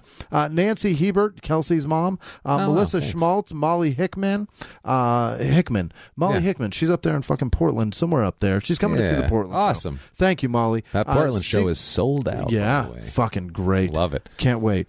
Celia Forbes, Lindy Simmons, Michael Rogers, Annette Fries, Vivian Asimos. That's another Asimos, right? Jesus. That was there was two Asimoses. Two of them. Yeah. There's so many. Most asses. Asimost. Belinda. I don't fucking. I'm doing my best. I'm You're trying doing great. so hard. You're doing great. Belindia Botel, Chrissy Perry. No, Chris Perry, not Chrissy. God damn it. That's not a girl. It's Chris. It's Chris. It's a dude's name. Heather Latcherite, Michael L., Amanda Short, Fiona Grace Barnes, Dorothy Benson, Lissa Rose, Stephanie Davison, Joanne Mullins, Linda with no last name, Alyssa or Eliza or Eliza or Lisa, That's all of them. It's all of them. I fucking nailed it.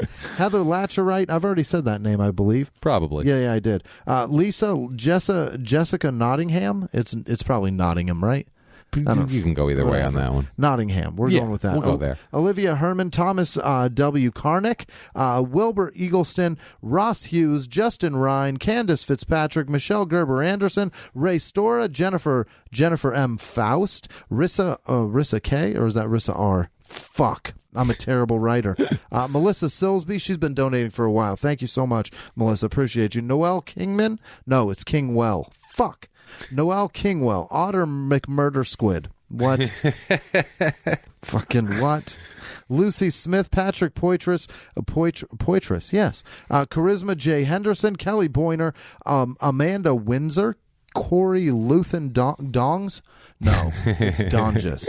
Yes, Donges, right? So. Alexander Elrod, Sarah Huskins, Emily Rippenoff, yes. Yeah. And then Lauren Odom. You guys are fucking amazing. Thank you guys, so much. Thank you so much to the entire list of hastily prepared people written quickly in Jimmy's car. We appreciate that so much through scratchy handwriting. Yeah. He finds your names and he can't digs do it them out. you. Yeah. Thank you. You, like we said, you make this work. Without this, we don't have we have shit. We have nothing. So thank you guys. We have 2 mortgages. We have 2 mortgages and no way to fucking pay them. So thank you guys from the bottom of our hearts. Honestly, you make this worthwhile. And the only reason Crime in Sports is still a thing is because you guys like it so much. Because otherwise, I would have shit canned it because it's killing me from the inside slowly. Honestly, I love it to death and you guys love it. And I don't want to take it away from you. That's the only reason why we're still fucking doing it, because it gets way less listens than Small Town Murder, and it doesn't matter. So whatever, guys, thank you so much. Thank you for being here for us. Jimmy, what if one of these people want to get a hold of you and tell you what they think about you? You can find me at Whisman Sucks, WHISMAN Sucks on Twitter, Instagram, and Snapchat. And Audio Boom, you can find me there and DM me, and I'll give you an address to send some fucking money. Yeah, James, send what about some you? checks at Jimmy Jimmy P is funny. You can DM me there. Address, I'll hit you up there. No problem. Or you can try to just copy and spell my last name from the show description, because I'm sure you don't know how to spell it, especially if you're from Audio Boom, because you don't have as much experience writing it on checks. So why would you know how to fucking spell it? So do that. Hit us up. We love hearing from you. Right. Guys, thank you so much. And until next week, everybody, it's been our pleasure. Bye.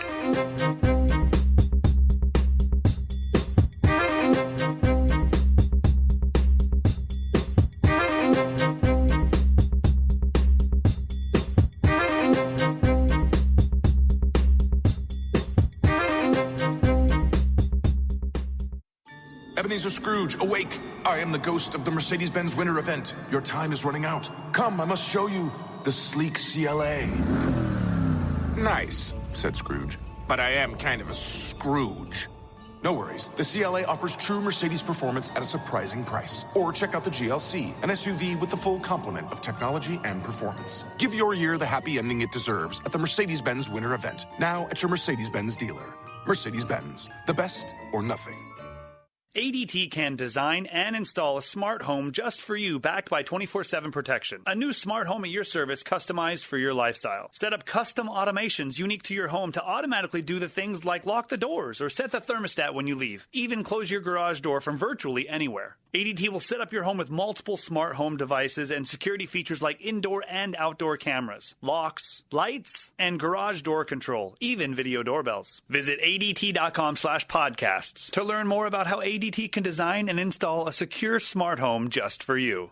If you like Small Town Murder, you can listen early and ad-free now by joining Wondery Plus in the Wondery app or on Apple Podcasts. Prime members can listen early and ad-free on Amazon Music. Before you go, tell us about yourself by filling out a short survey at Wondery.com/survey. In the 1980s, a rosé swept the country. Hey, Mike, I really like this White Zinfandel. Well, good. Now put it down. I'm going to try another one. White Zin became America's top-selling wine. But most don't know that this sweet drink has a sour history. What began in 1986 with counterfeit bottles, a big fraud, a multi-million-dollar fraud, sent investigators chasing one of the most powerful families in the business, the Licciardis. But the closer the feds got to them, the more dangerous things became. It's a story of deceit. At the time, I was paranoid. Threats. You touch my kids, I will kill you. And murder. With a .22 caliber bullet to the head. What started with a scheme to mislabel wine spilled into a blood-soaked battle for succession. Welcome to Bloodvines. You can binge listen to Bloodvines exclusively and ad-free on Wondery Plus. Join Wondery Plus in the Wondery app, Apple Podcasts, or Spotify.